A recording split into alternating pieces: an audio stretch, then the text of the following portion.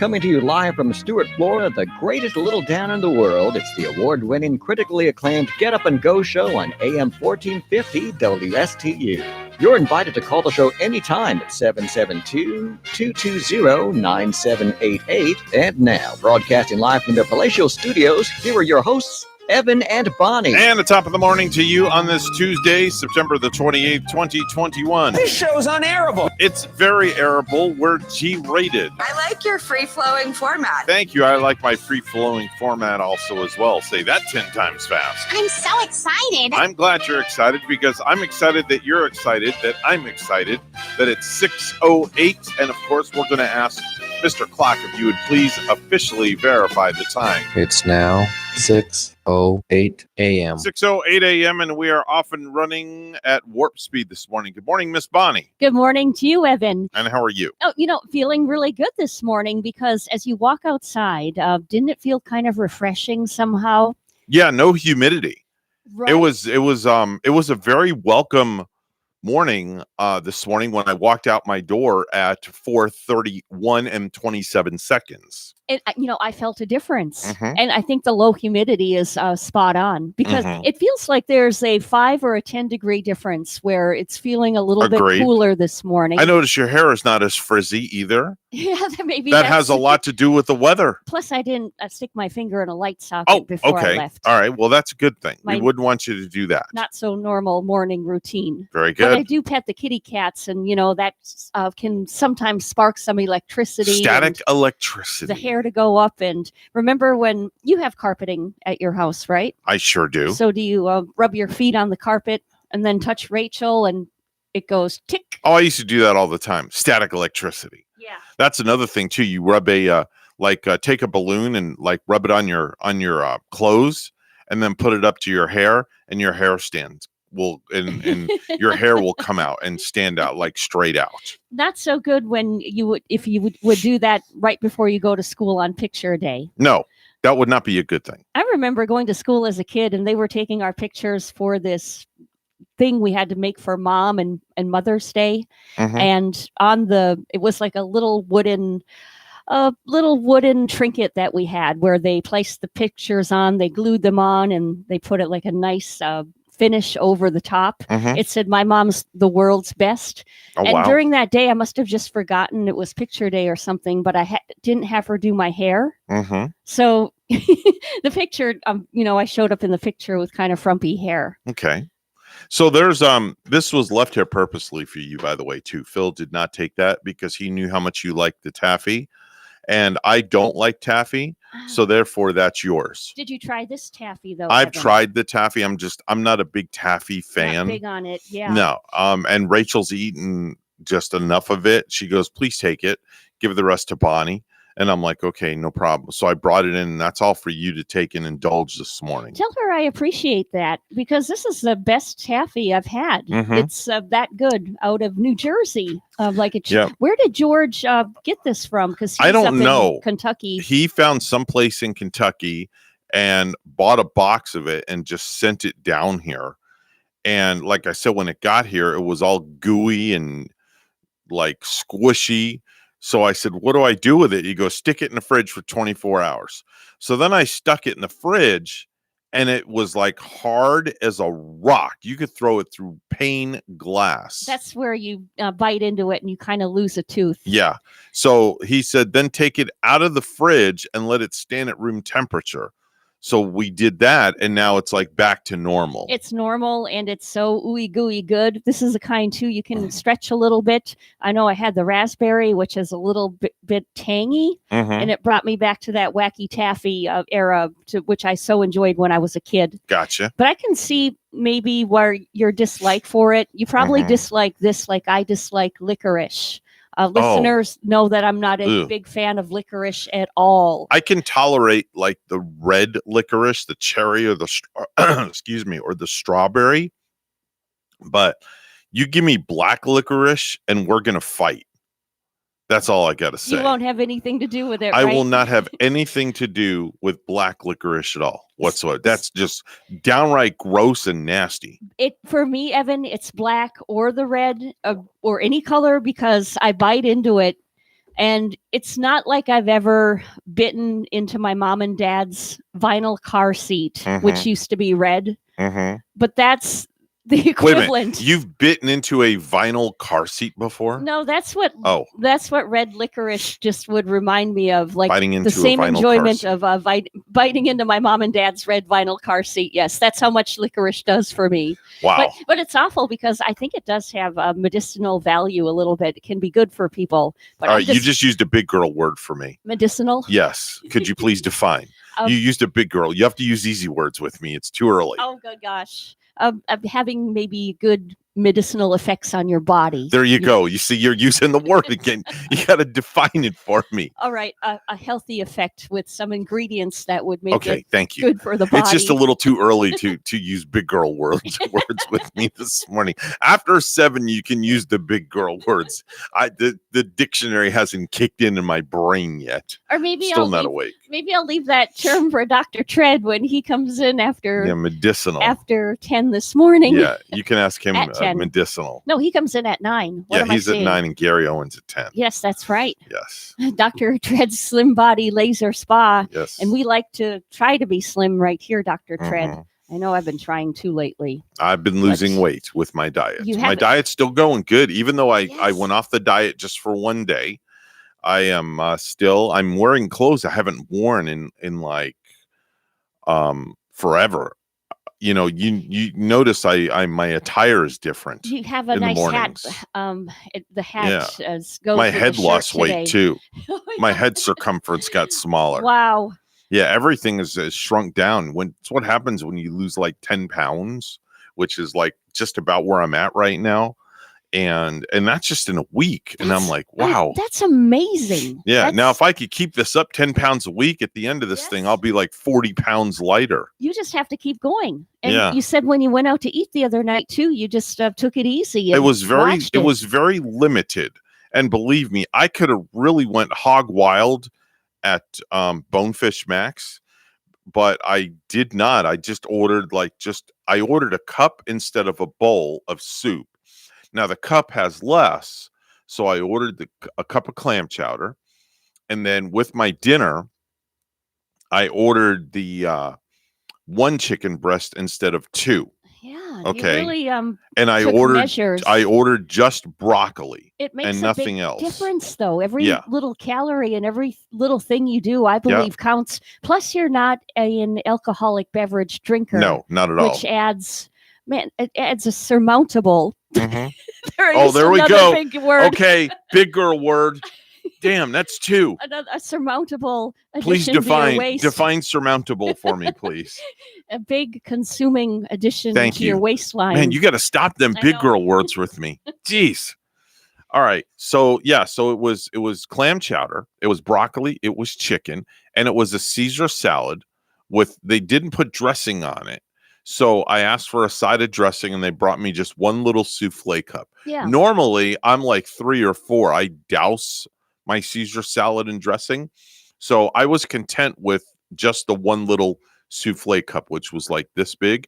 And I dumped about half of it on my salad.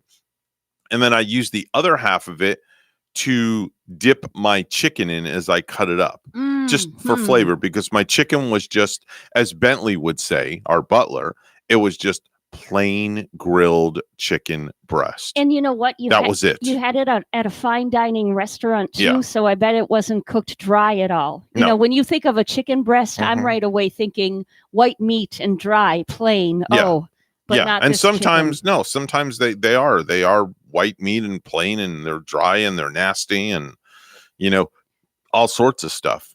This was grilled. I bake my chicken breast when I eat chicken at home. I don't grill mine. Sometimes I'll cook it in the Ninja Foodie. Now, when I cook a chicken breast in the Ninja Foodie and put it on bake, oh my God, that thing swells up like a thumb being hit by a hammer.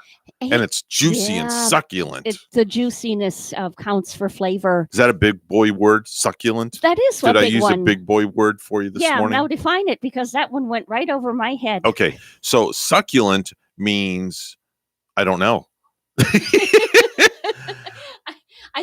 Jeff, call me, Jeff, if you're listening. Help me out with the definition of succulent. I mean, I guess succulent means that it's I think very big, good, very delicious, very I think big and tasty, juicy, very. just like you're chewing juicy fruit or something. Big All right, and I have to juicy, big, Google it. big and full of How do you flavor. spell it? SUCCULENT. Is that his SUCCULENT? LENT. I think. Succulent. You know what you could use to base chicken or use on your Oh, chicken it says too? it's a plant. Isn't there that stuff called terzaki?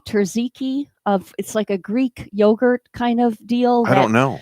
I think a girlfriend of mine at work uses it in place of like mayonnaise or anything kind of like a dressing like that would be white and milky and fattening. I have the definition of succulent. Ah, yes. It says that succulent means juicy and tasty. Yeah. So it was a succulent chicken breast. Oh, and that's the kind you want to have. Oh, yeah. They could have used that word in a juicy fruit commercial, right? Yes. For sizzle. How long has it been since you enjoyed a great stick of juicy fruit gum?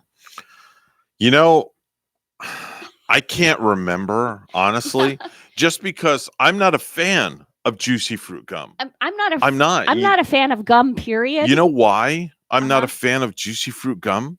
Is because after 6 minutes and 45 seconds, I've timed this. 6 minutes and 45 seconds. It loses all of its taste.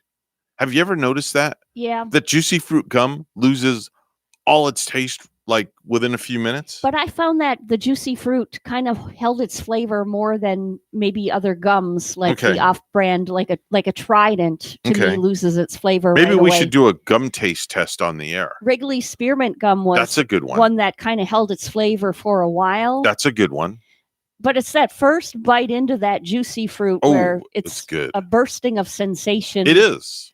But then it loses its flavor. It's kind of like a tease. Yeah. It like teases you, and then all of a sudden it just like dissipates and goes away. It's true. It's like the big ending has no big ending. Remember the gum with the juice in the middle of it? There was. The little square. What was that gum I don't called? remember what it was called, but it was like a little square, and you bite into it, and you get like this squirt in your mouth. That's what it was called. I think it was Squirt. Oh, it was so good. Wasn't it called Squirt or I'm not something sure. like that? But man, that was good stuff. There was juicy fruit. There was double mint. There was Trident. You know what was good too when I was a kid? Yeah. Was Bazooka. Oh yeah, that was Bazooka. The one. Didn't it have the little cartoon? Yeah. In the wrapper. It had the cartoon in it. Yes. And Bazooka. When you bought a piece of Bazooka gum, it was like 2 or 3 cents back in the day.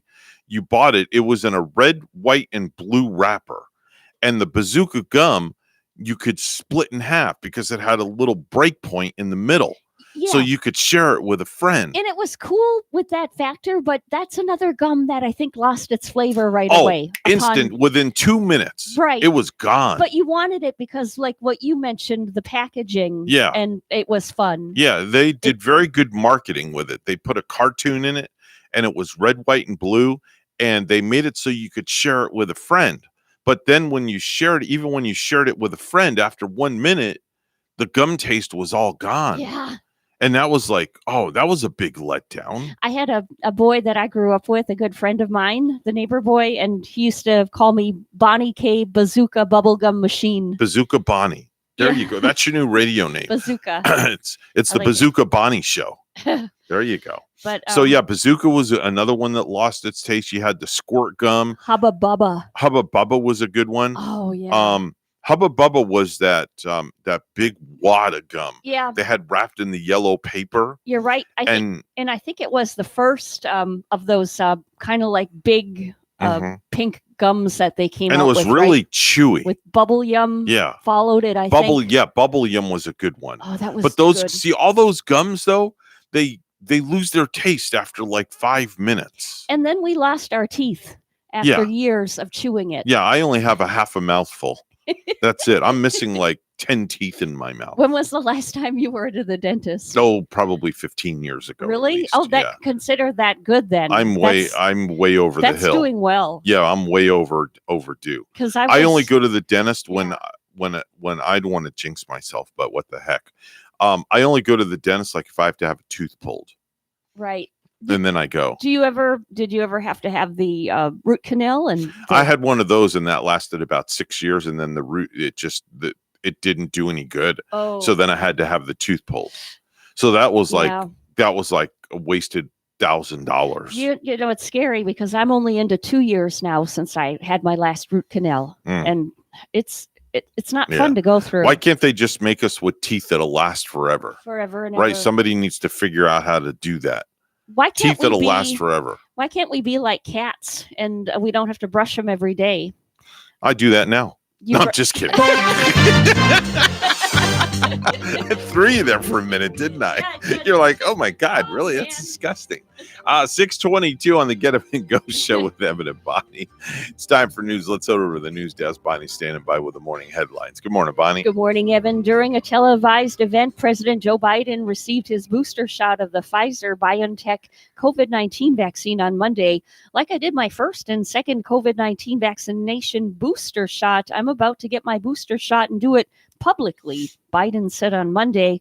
That's because the FDA and the CDC looked at all the data, completed their review, and determined that boosters for the Pfizer vaccines are safe and effective. Some 60 million Americans fall under the categories approved for the Pfizer vaccine. For those who received the Moderna or Johnson & Johnson vaccines, scientists are evaluating data to determine whether additional shots are needed. There's good news in Florida's fight against the coronavirus. The state reported a 29% drop in cases last week.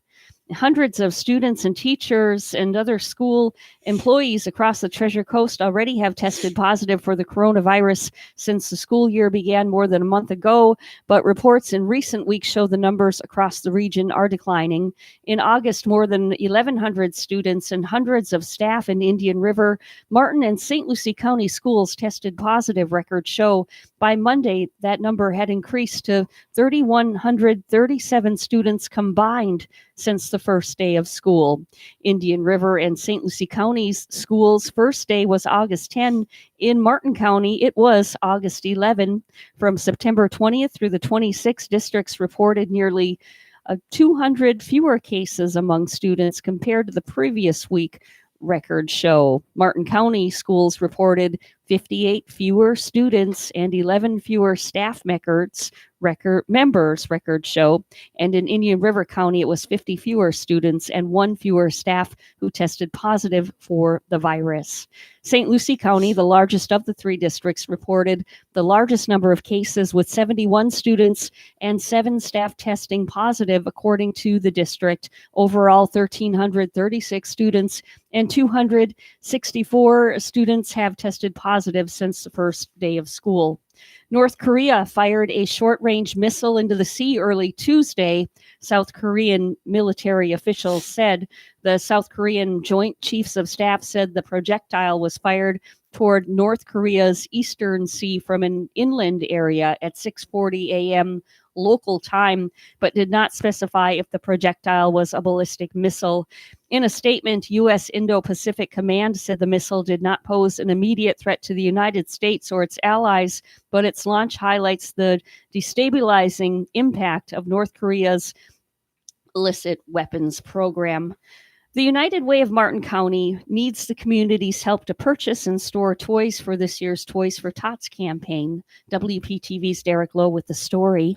At the United Way of Martin County, Look at this is really nice. toys are taking up space. Go in the block. You've got bikes and you've got, we get small things, we get bigger things also. So they really do need the storage. Right now, storage, CEO Carol Howard Dietz says, is hard to come by. Every day we're getting like 4 boxes. We had someone who was donating, for a few years, they donated the space and then COVID hit. And I think everybody, that piece of the work for them, they had to make a decision, a business decision.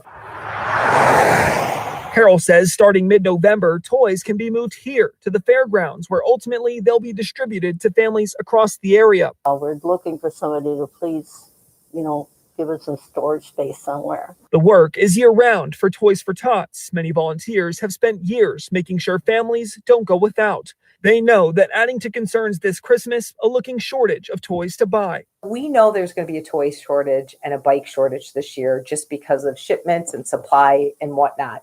So we're starting to ask people now to donate things. Last year, the United Way Martin County gave away over 11,000 toys to 790 underprivileged families. It'd be nice if somebody would step up. In Martin County, I'm Derek, News Channel 5. Drivers in Port St. Lucie should expect detours and traffic delays beginning Wednesday as Brightline continues construction on his 168-mile railroad extension from West Palm Beach to Orlando International Airport. Parts of Walton Road will be closed 6 a.m. to 6 p.m.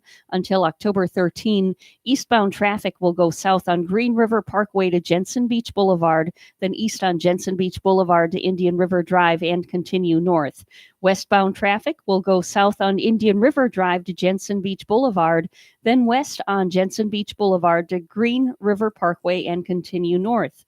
Meanwhile, drivers in Hobe Sound are expected to see traffic resume on one roadway. Crossrip Street will reopen 6 p.m. Wednesday, according to Brightline spokesperson Katie Mitzner.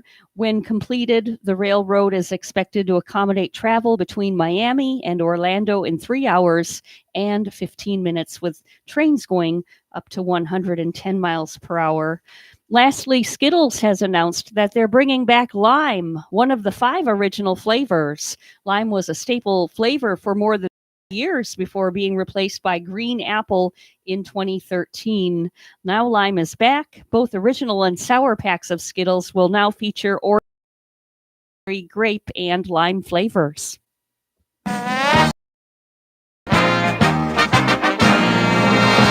And in the NFL action from last night with the Cowboys in Philly, it was the Dallas Cowboys winning their home opener. That score 41-21. Our news time 6:29. Weather and traffic together will be next.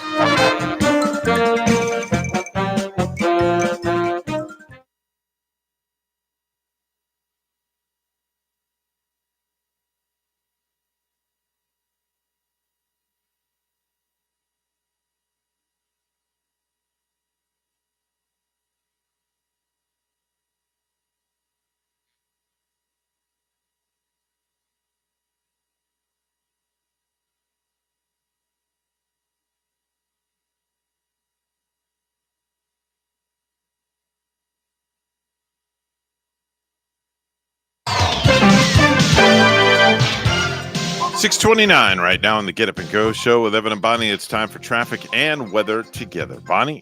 Well, if you're heading out to work this morning, we are taking a quick look at the roadways here, and everything is fine in Martin, and traffic is good in St. Lucie County at the moment. That's your latest look at traffic. It's 70 in Stewart, and in Delft, Holland, partly cloudy and 61. Here's our weather at WPTV. Your WPTV First Alert forecast calls for a pleasant morning in South Florida with temperatures running in the upper 60s to low 70s to start off the day. This afternoon, a little bit more comfortable with less humidity, plenty of sunshine with highs in the upper 80s and low rain chances. Tomorrow through the middle of the work week, more of the same with lots of sunshine, less humidity and low rain chances, highs in the upper 80s. By the end of the work week into the weekend, a trough scoops south and moisture increases slightly. Still relatively low rain chances through the weekend, but going up slightly with highs in the upper 80s. I'm WPTV First Alert meteorologist Katya Hall on WSTU AM 1450, Martin County's Heritage Station.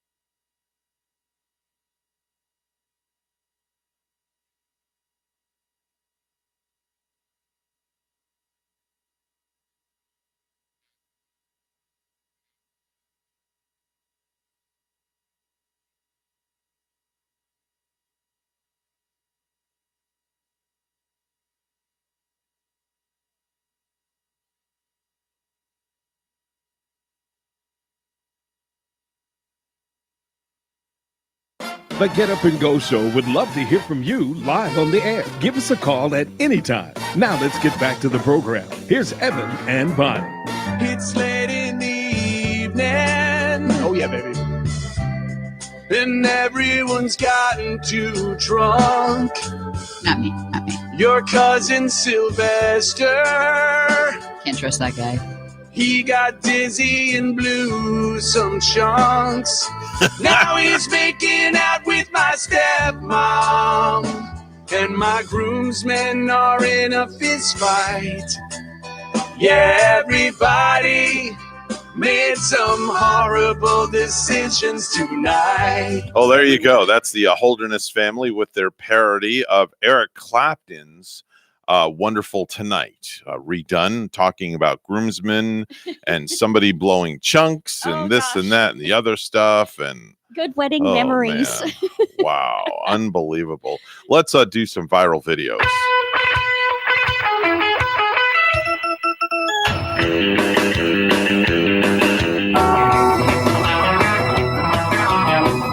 So I got a couple I found this morning, and the first one is it's kind of funny.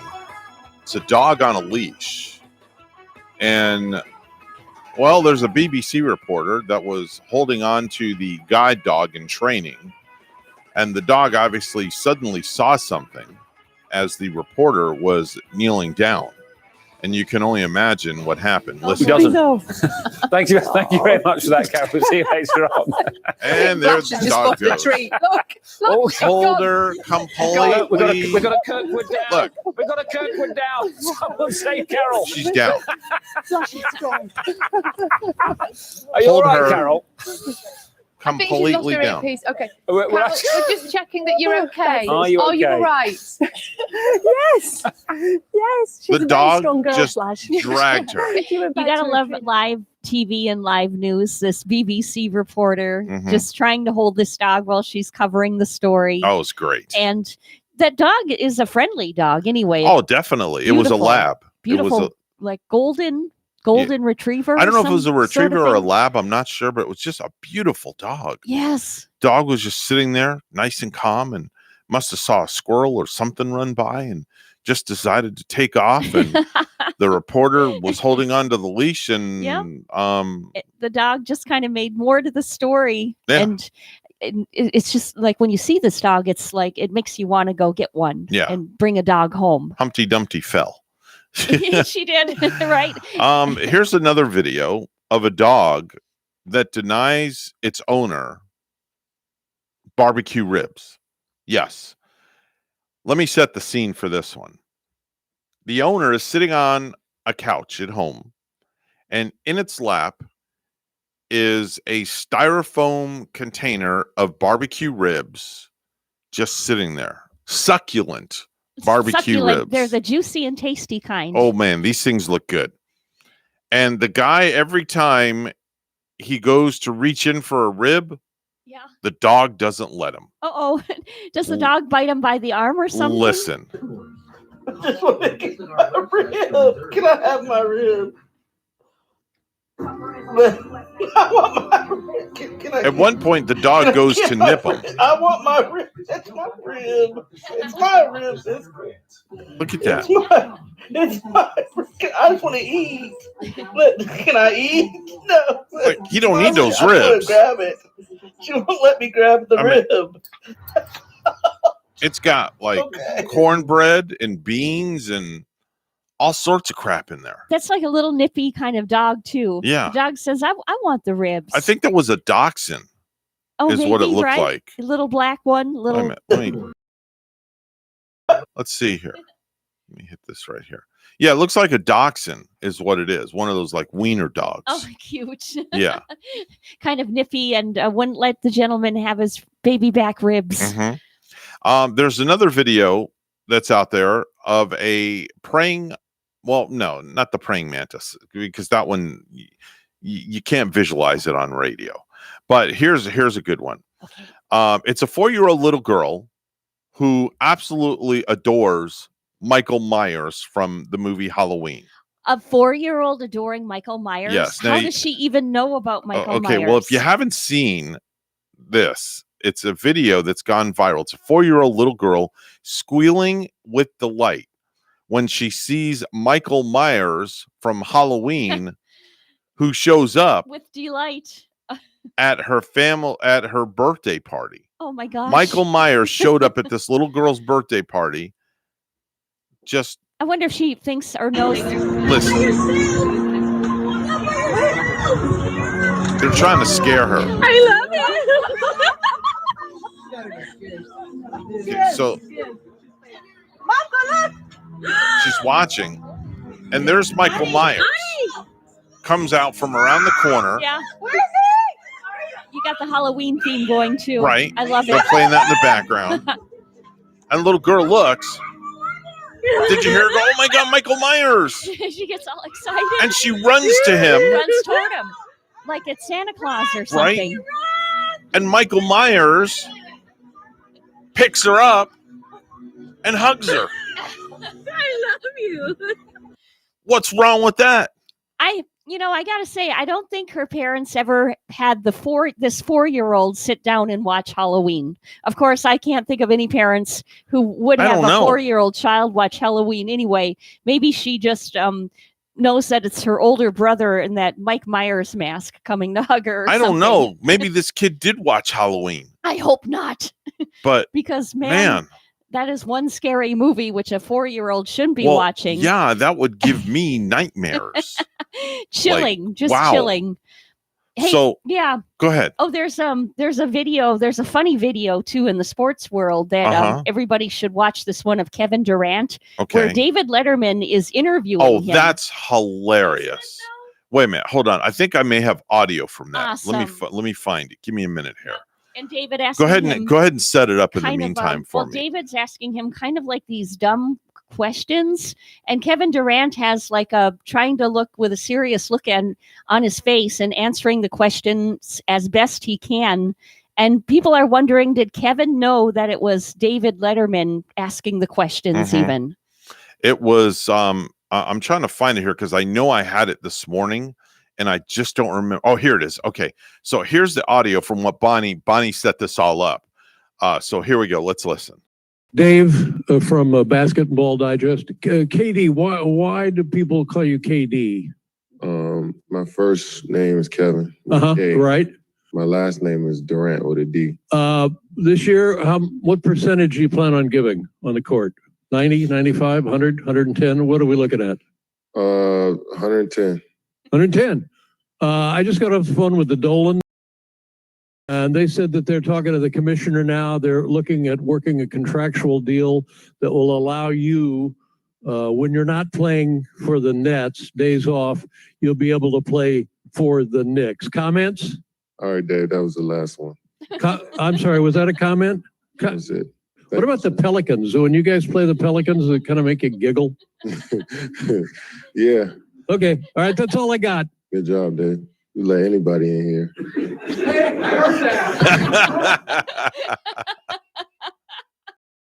That was just the audio. You have to watch the video because to see Kevin Durant's facial expressions just the look are on his face. flipping priceless. And when you initially hear Dave start to ask the questions right away, just by listening to that feed, right away, I'm not detecting David Letterman. Oh, I am. I am 100%. Something was off, I think, in the first question that he had, where it didn't sound completely like David Letterman to me. Well, the first two questions were like very legit. They were very legit. Yes. And then he started to go into his whole like shtick. And it was like, okay, now it's like, now you're ticking off Kevin Durant. Yeah, and I wonder if toward the end, it didn't even sound like Kevin knew it was David Letterman, because he's like, oh my gosh, they let anybody in here. Well, eventually what he did was, and if you find the video, Dave pulled off his mask because he had a mask on. So then he pulled his mask off, and Kevin Durant finally saw exactly I didn't see who that. it was. Dave all bearded still? Oh, yeah, he's got that full beard and everything. Still got the beard going. Yeah. I thought he might shave the thing off by now. No, I'd love to see him come back to late night TV, though. I do miss him. He was good. Him and Arsenio Hall. Speaking of Arsenio Hall sat in for Ellen DeGeneres and hosted her show. Oh, did he? Last week. Oh, and I got to give props to Arsenio Hall. Yeah. It was like the old days. You could tell he was a little nervous. I remember he really had big hands Yeah. during his show back Still in the day. does. We would look at his hands and Still like, "My does. God, Arsenio, your Yep. hands are huge." And he had that like flat top haircut going on. Yes, Like but- Mr. yeah. G used to have way back in the day. Does he still have the flat No, top going no, too? I think he's completely bald. Is he? Yes, I think so. Oh, you know what? Comedians are coming to the Kravis Center for their new season. Are they? Is Martin Short and Steve Martin together? Oh, that ought to be a good lineup. Yeah. That should be good. That sounds like something I would pay to go down there and see. Okay. Did you know, Bonnie, the following statement can be read forwards and backwards. Okay. Oh, how cool. Forwards and backwards. This is one of those palindromes, do they call it? Well, you have to move the letters. Do geese see God? Do geese Oh, wow. see God? Okay, I'm seeing it. So Do you get it? Yep. If you write it out and then read it backwards. Right. But if you have to move the G from God over to the EES. Okay. So you have to shift the letters around. Just type it up in anything. Yeah. You see what I'm talking about? I'm seeing it, reading it forward and reading it backwards. Yeah, but you have to just shift the letters going backwards. But that's pretty cool. Do geese see God? That's awesome. Yeah. Did you know 27% of adults make a deal for extra holiday money with their partner for not giving each other gifts? So in other words, if you and Gary were not to, exchange, or me and Rachel were not to exchange gifts, one of us would wind up conniving and making a deal like, can I have some extra money since I'm not buying you anything this year? Oh, wow. Yeah. Oh, yeah. We were not going to buy each other gifts last Christmas. I tell Rachel that all the time. Don't buy me Yeah. nothing. I got everything. But it's our wedding anniversary is Yeah. coming up next month on the, oh God, I better get this right. The 10th, on October the 10th, we'll be married 22 years. That's a good long time. Yeah, 22 years. And I'm like, don't buy me nothing. Really? Honestly. You don't didn't honestly. go out to dinner or anything? We can't celebrate? go out to dinner because of, the diet that I'm on, and I don't want to do right. another cheat day. Yeah, that's coming. Yeah, that would But be we too are soon. going up to Orlando for the day with Gavin and his girlfriend. Sure. You're So we're still gonna we're still gonna go do that. do something. And then what I did was I got her something that she wanted to do. And I just considered it our anniversary gift to each other. We're going to go swim with the dolphins on October 23rd. That's divine. Yeah. So Right we're going to there- go do that. Right in there at SeaWorld. SeaWorld? Yeah. I think you can do Discovery that Cove. down in the Keys too, can't you? Down at the Seaquarium in Miami. Oh, yeah. Rachel did that. I wouldn't get in there. Oh, really? Yeah, I just, but you know what? Are you going to do it this time? Yeah, I bit my tongue and I was like, what the hell? I'm going to do it. I'm just going to jump in. absolutely. Yeah, I'm going to jump swim with Flipper. I would Yeah. love it. Well, I don't know if it's going to be Flipper or not, but did you know that roughly 50% of American homes have a house plant, some sort of a plant? Do you have a plant in your home? We don't. We have none either. No. Don't have any plants Not in our at the home moment. I haven't been Okay. incredibly lucky with plants. Okay. Did you know, according to Red Book magazine, nearly 50% of women admit they base their first impression of other women on their makeup. On their makeup. Wow. Yeah. Usually I look at a lady and I just kind of admire a lady that can wear less makeup Okay. and still look attractive. Okay. A little bit later on this morning, because I don't have time for this now, because we have to get to news. But from the pages of Cosmo, I was reading last night, there's an article about women that have what's called a backup husband. A backup husband. Oh, really? I'm going to let that stew Wow. for a little bit with you Huh. and let you digest that, because it took me a little bit to digest the article Yeah. about having a backup husband. Huh. So in the 8:00 hour towards the end of the show, remind me to talk about the backup husband article in I Cosmo. wonder if most ladies are saying that would be Brad Pitt I don't know. as a backup. Or Arsenio Hall. Who knows? Anything is possible. Yeah. Anything is possible. It is 6:48 on the Get Up and Go show with Evan and Bonnie. It's time for news, all brought to you by St. Lucie Jewelry and Coin.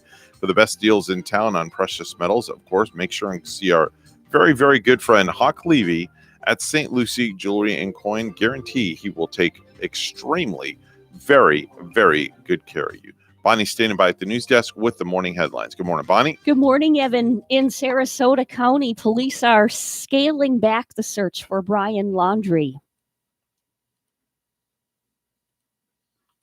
Northport Police spokesman Josh Taylor is telling media outlets the FBI is taking the lead in the hunt for Gabby Petito's fiancé, adding the search will be targeted based on intelligence. Dozens of officers have been scouring the 25,000-acre Carlton Reserve for Laundrie after Petito turned up missing and was eventually found dead of a homicide in Wyoming. Laundrie is a person of interest in Petito's disappearance. I'm Rick Hochul. Brian Laundrie's parents deny helping their son escape. The lawyer for the Northport couple says they don't know where their son is and they hope the FBI can locate him. Laundrie is a person of interest in the death of his fiancée, Gabby Petito.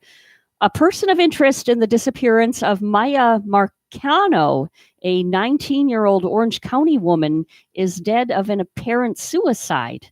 Sheriff John Mina says 27-year-old Armando Caballero was found dead yesterday. He was a maintenance person at the Arden Villas Apartments where Mia was last seen on Friday. Mia lives and works at the apartment complex. And so he had romantic interest in Mia. This was repeatedly rebuffed by Mia. Investigators believe Caballero used a maintenance key to enter Mia's apartment minutes before she vanished. 15 students are facing charges after staging a protest at their high school in Polk County. The students arrested yesterday at Kathleen High in Lakeland were calling for the resignation of Principal Derriford Jones. Reportedly, the last straw for students was when Jones denied their request for homecoming. A company that bills itself as the world leader in small satellites is coming to Florida's Space Coast. Aaron Orbital investing $300 million in the Space Coast by bringing its commercial spacecraft and constellation facility to Space Florida's launch and landing facility. In Merritt Island, Governor Ron DeSantis said this will be the largest satellite manufacturing facility in the entire world and is expected to create more than 2,000 new jobs.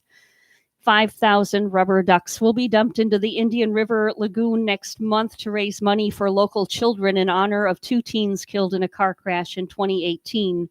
Lee's Lucky Duck Race will be from 1 to 5 October 10 at Marina Square along Melody Lane in downtown Fort Pierce. It's organized by the Brittany Lee Foundation and St. Lucie Sheriff's Police Athletic League. The new event features 5,000 ducks racing to a finish line. First place wins $1,000, second place winning $500, and third place wins $250. If the first place duck matches a pre-selected number, it wins $100,000. Adopt a duck online for $5.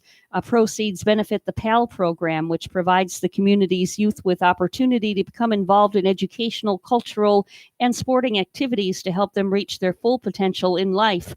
The event also has a cutest duck contest at 2 where kids can dress in their cutest duck attire to win an inflatable bounce house.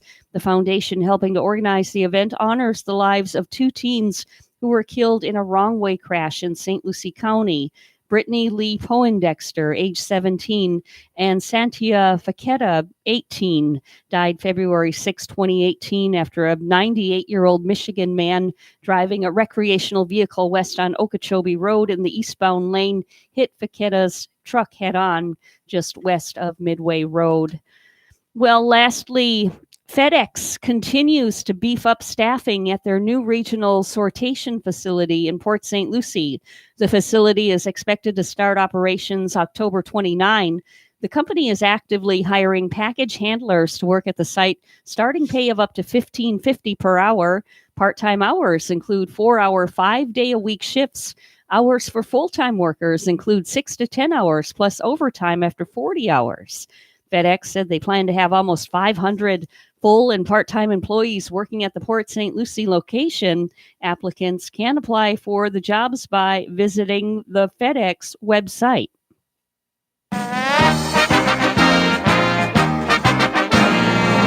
Tampa Bay Buccaneers quarterback Tom Brady acknowledged Monday that he will feel kind of different kinds of emotions when he returns to Gillette Stadium this weekend for the first time since leaving New England. Brady's Bucs visit the Patriots, with whom he spent 20 seasons and won 6 Super Bowls on Sunday. The Bucs were beaten by the Los Angeles Rams 34-24 on Sunday.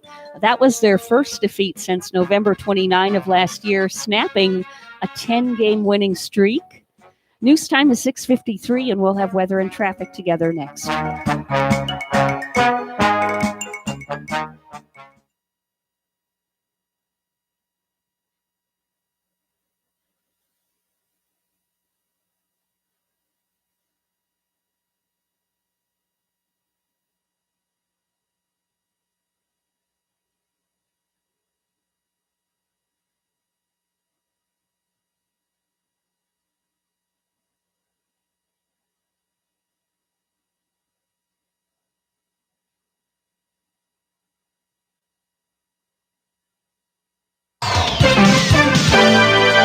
$6:54 right now on the Get Up and Go show with Evan and Bonnie. It's time for traffic and weather together. Bonnie? Well, we do have, one accident is coming in right here. I-95 southbound in Hobe Sound. There is an accident in that area. Southbound at mile marker 97. This is near Bridge Road, and there is no road as we're seeing. Other areas in St. Lucie County look good. That's your latest look at traffic. Kind of more cooler feeling. 71 in Stewart this morning, 69 Port St. Lucie.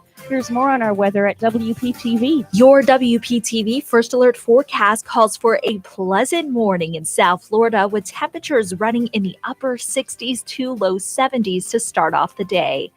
This afternoon, a little bit more comfortable with less humidity, plenty of sunshine with highs in the upper 80s and low rain chances. Tomorrow through the middle of the work week, more of the same with lots of sunshine, less humidity, and low rain chances, highs in the upper 80s. By the end of the work week into the weekend, a trough scoops south and moisture increases slightly.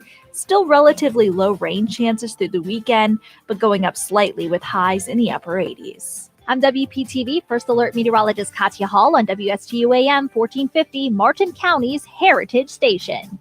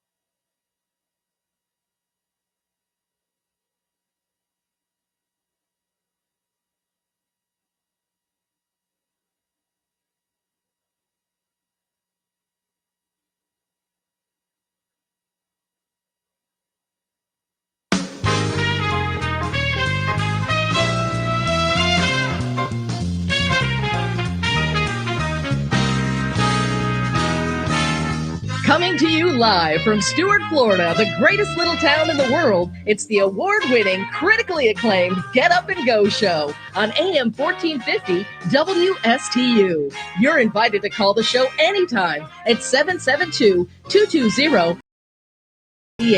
And now, broadcasting live from their palatial studios, here are your hosts, Evan and Bonnie. Thank you very much, Madam Announcer, and a top of the Tuesday morning to you and yours. Put that cookie down now! All right, I'll put it down. I know I'm on my diet. Took away my radio station. I did not take anything away from you. You just tuned into somebody else. Oh my God, is it time? Is it time? Yes, it's time. It's time. Speaking of time, it's 7:07. Mr. Clock, would you certify? It's now 7:07 a.m. 7:07 a.m. on the Get Up and Go show with Evan and Bonnie, and we are not a blended show because G and Ray are back. So if you so choose to listen to them, please feel free to do so. It's a free world. If you so choose to listen to us, then, well, we thank you. Right, Bonnie? Yeah, we thank you. Amazing listeners in our listening audience. Mm-hmm. Without a doubt. It's now time for birthdays and anniversaries.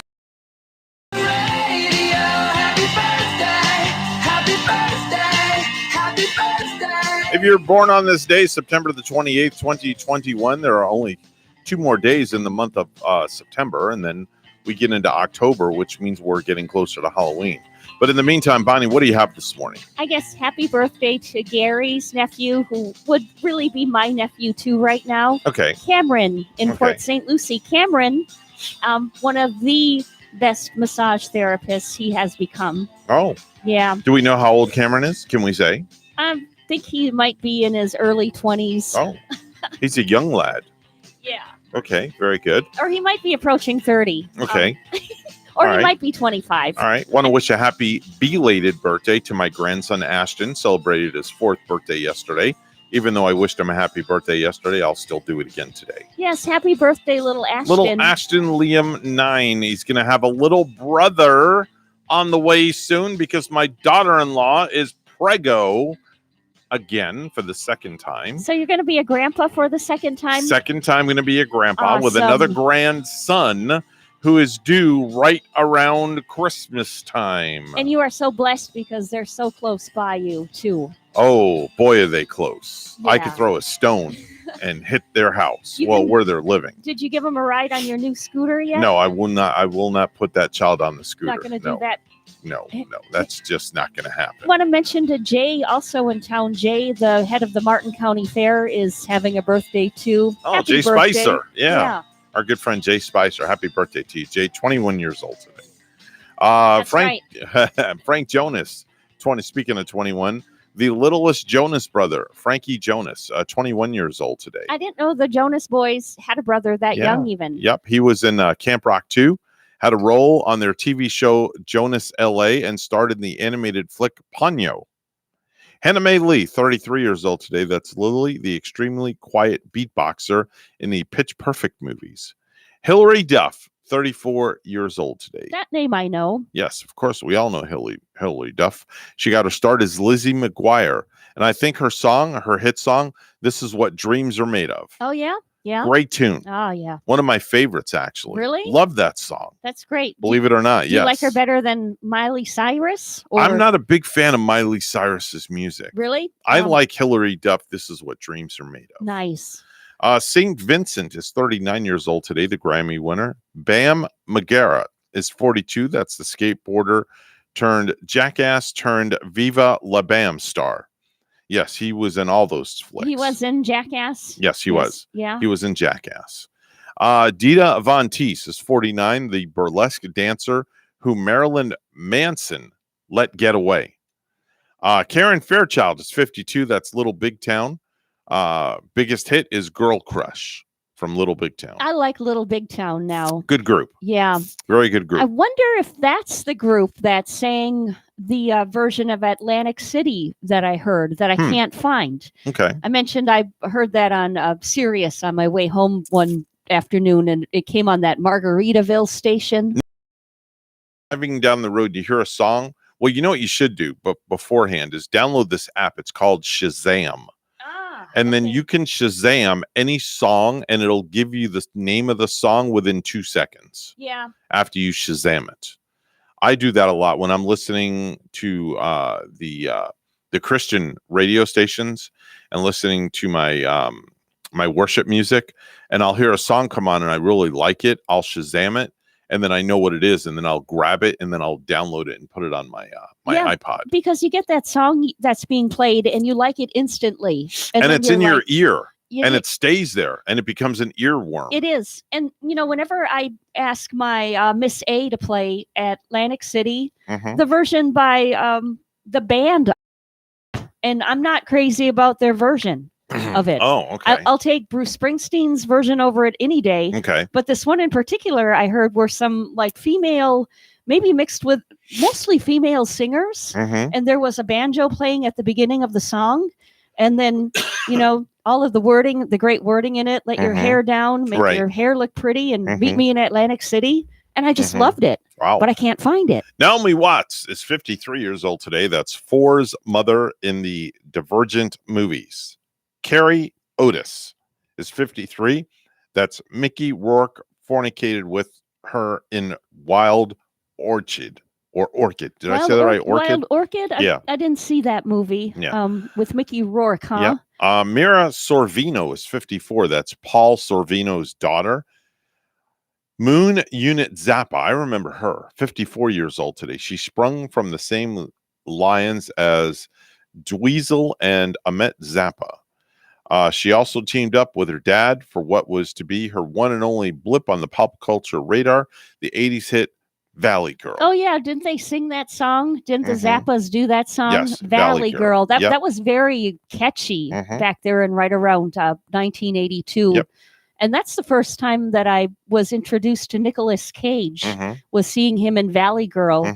And you had to zoom in a little bit closer and say, boy, who is this young lad? Moon Unit Zappa is 54. She sprung from the... Oh, I just read that one. Hello. Sorry.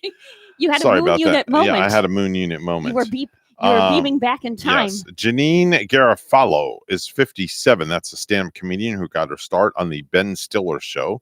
Jeffrey Jones, 75 years old today. Dean Rooney and Ferris Bueller's Day Off. He's also a registered sex offender now. Oh, really? Believe it or not. Yeah. Oh, I remember seeing him in Ferris Bueller's Day Off. And I think I might have heard that. Yep. Yeah. Bridget Bardot. Boy, that's a name right there. Oh, I know. 87 years old today, Bonnie. That's a sexy name as a sexy person should have. Bridget Bardot. Yes. Bridget Bardot. Yes. The sexy lady, Bridget Bardot. And still alive and kicking at 87. Celebrating birthdays in the heavens, Benny King.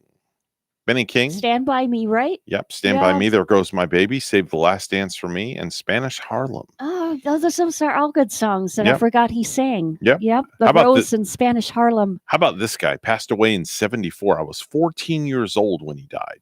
I used to watch his television show. And the Beatles were the first group to appear on his TV show. Well, actually, I'm sorry. Let me rephrase that. This TV show was the first show the Beatles ever appeared on television. The Ed Sullivan Show. Yeah. Back in 74, he died. He had all of the big bands on his show back in the day. He didn't got he? everybody. Mhm. This guy got everybody on his show. It was amazing. We've been watching the. Welcome to a really big show. It's the Ed Sullivan Show. And we've been seeing the Rolling Stones on Yeah. his show. We watched that video of Mick and the gang. Yeah, way when back in the day. They sang "Let's Spend Some Time Together." Great tune. Great tune. They did Honky Tonk Woman. Yes. Start Me Up is one of the more recent ones. We were supposed Jumpin' to, Jack Flash. We were supposed to go see them on. They're playing in Tampa, October 29. That Yeah. would be a Friday. Are you guys evening. still going up there? We're not. No? Especially when we heard that Charlie Watts passed and he's not going to be there. I don't. Yeah, just not going to be the same. I don't know. I don't know. It's like you want to go because then you can come home and say, "Hey, I've been to a Stones concert." But I don't know, dog. I'm just not feeling it. I don't know, dog.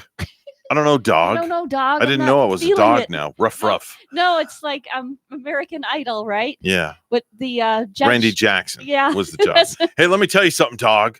He was always famous for that. Randy Jackson always called you dog. I loved You it. were his dog. I loved it when he did that. Yeah. It's a National Drink a Beer Day. That's right. National Drink a Beer Day. So we raise a toast to the oldest and most venerable of all beverages, the good old brewski. Did you bring in any Schlitz this morning? No Schlitz malt liquor. No Ballantine, no Rheingold. Rheingold. If you were old enough listening to remember Ballantine or Rheingold, I bet you Palm City Charlie knows all about Rheingold. He tried some of that stuff back in the day. Yeah, Rheingold and the other one. Yeah. Ballantine beer. Oh yeah. He probably is listening in his man cave right now. I bet he is. Wishing he could have one. Yep, probably he wants so. that good beer flavor. It's also National Fish Tank Floor Show Night, whatever that means. It's also International Right to Know Day. It is important to know because knowledge is power. Today, we celebrate our right to that power. It's also National Ask a Stupid Question Day. There's really no such thing as a dumb question, but it's National Ask a Stupid Question Day. Oh, that should have been yesterday when David Letterman was asking all of the dumb questions to Kevin Durant, right? Exactly. It's also National Good Neighbor Day. Do something nice for your next door neighbor. And like a good neighbor. State Farm is there. Yeah. We just did a commercial for State Farm. And, Do we get paid for that? No, but see, that's how effective that advertising is, right? And those jingles, when they stand in your brain like that earworm happening. Besides being National Good Neighbor Day, it's National Neighbor Day. And as Mr. Rogers would say, please won't you be my neighbor? That's right. I have good neighbors. Do you? I'm in I do. I have Lucie. great neighbors. I have no neighbors to my left. Yeah? None at all, because I'm on a corner. Yeah, right. I have only neighbors to my right, and he's a pastor at a church down in Jupiter. Oh, super nice guy. you get Jeff along and his well. wife Deanna and their children. Super nice people. Yeah. Super nice. Very quiet. Right. Don't make no noise. Never hear. Don't even know when they're home. It's weird. They're very, very nice. And then across the street from me, I have John and his wife live over there, straight across from me. And then to the left of me, where I have nobody but across the street, is my landscaper, Maurice. He lives right there. Oh, how convenient having a landscaper across the street from you. They just they keep the whole block kind of they literally good. They do all the houses around the neighborhood all the time. Mhm. It's a National Voter Registration Day. National Voter Registration Day brings Americans together over our mutual love of democracy. So make sure and get out and register to vote on this National Voter Registration Day. Let me see here. It's also World Rabies Day. More than 99% of human cases coming from dog bites of rabies. So make sure and get your pets vaccinated against rabies. And as Drew Carey would say at the end of the Price is Right, control the pet population and get your dogs and cats spayed or neutered. Yeah, and Bob Barker started that. Yeah, he did. Yeah. And Drew Carey kept that tradition on for many years and is still actually keeping the tradition going. So hats off to Drew Carey for that one. 7:20 on the Get Up and Go show on a Tuesday, September 28th. It's time for news. Let's head on over to the news desk where Bonnie's standing by with the morning headlines. Good morning, Bonnie. Good morning, Evan. During a televised event, President Joe Biden received his booster shot of the Pfizer-BioNTech COVID-19 vaccine on Monday. Like I did my first and second COVID-19 vaccination booster shot, I'm about to get my booster shot and do it publicly, Biden said on Monday. Some 60 million Americans fall under the categories approved for the Pfizer vaccine. For those who received the Moderna or Johnson & Johnson vaccines, scientists are evaluating data to determine whether additional shots are needed.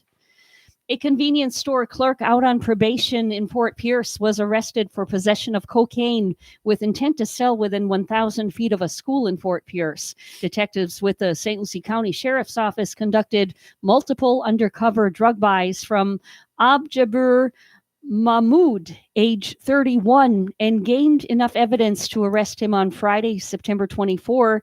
Mahmoud is a clerk at the Myers White City Food Mart in the 5300 block of Oleander Avenue in Fort Pierce. The store is located within 1,000 feet of Florida State Christian Academy.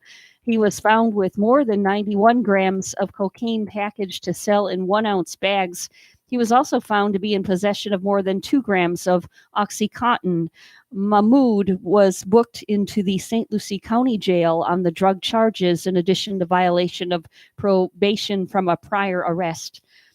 Drivers in Port St. Lucie should expect detours and traffic delays beginning tomorrow on Wednesday as Brightline continues its 168-mile railroad extension from West Palm Beach to Orlando International Airport. Parts of Walton Road will be closed 6 a.m. to 6 p.m. until October 13.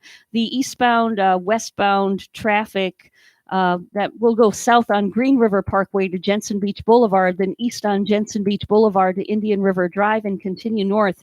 Meanwhile, drivers in Hope Sound are expected to see traffic resume on one roadway, Cross Rip Street. That's going to reopen 6 p.m.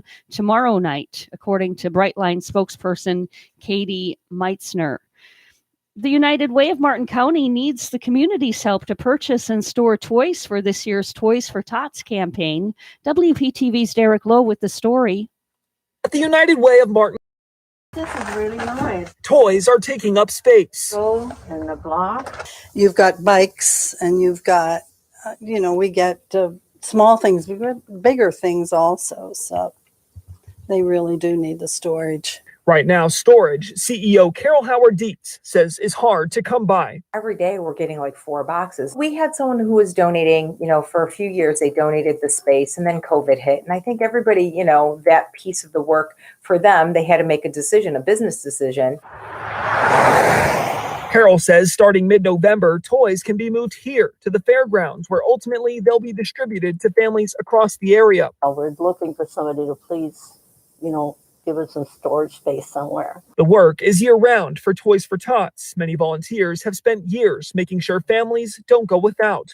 They know that adding to concerns this Christmas, toys to buy. We know there's going to be a toy shortage and a bike shortage this year just because of shipments and supply and whatnot.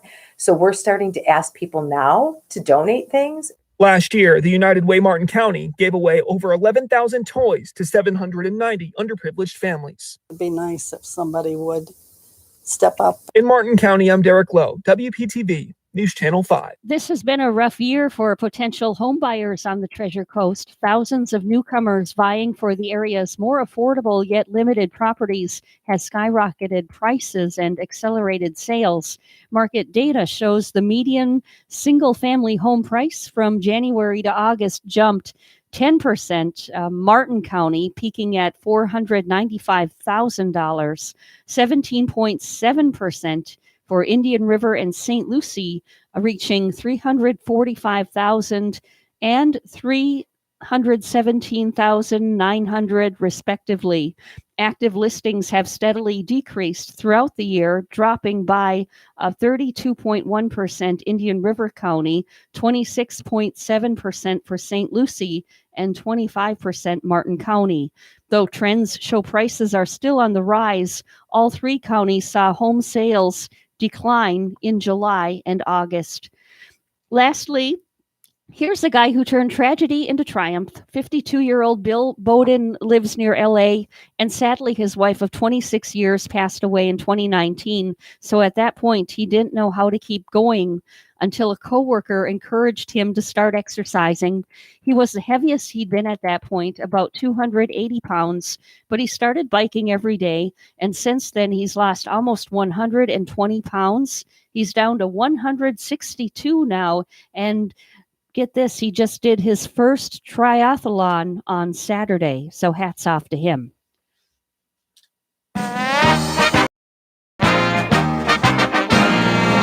Kawhi Leonard said part of the reason why he signed a 4-year max contract to remain with the LA Clippers instead of opting for a shorter deal that could lead to a more lucrative contract is that he this season. Leonard would not give a timetable for his recovery from surgery on July 13 to repair a partially torn right ACL and kept him out of the Clippers' final 8 playoff games. News time is 7:26, and we'll hear weather and traffic together next.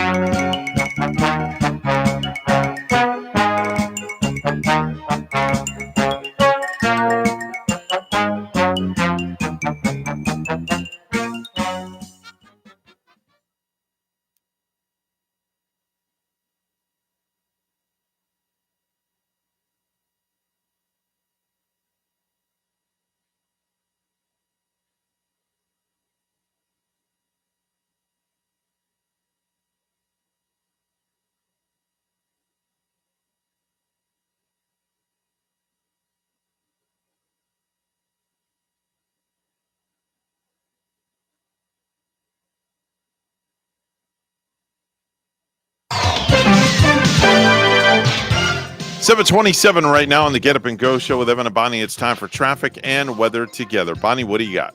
Well, Evan, we are seeing some activity right now on I-95 northbound in Hobe Sound at mile marker 97. There is an accident. This is I-95 northbound Hobe Sound, and there's not any roadblock from the accident. So far, so good. If you see something, say something, call us. We're at 220-9788, 220-WSTU. Well, right now it's 68 in Port St. Lucie, and in New Berlin, Wisconsin, it's a clear sky and 52. Here's our weather from WPTV. Your WPTV First Alert forecast calls for a pleasant morning in South Florida with temperatures running in the upper 60s to low 70s to start off the day. This afternoon, a little bit more comfortable with less humidity, plenty of sunshine with highs in the upper 80s and low rain chances. Tomorrow through the middle of the work week, more of the same with lots of sunshine, less humidity and low rain chances, highs in the upper 80s. By the end of the work week into the weekend, a trough scoops south and moisture increases slightly. Still relatively low rain chances through the weekend, but going up slightly with highs in the upper 80s. I'm WPTV First Alert meteorologist Katya Hall on WSTU AM 1450, Martin County's Heritage Station.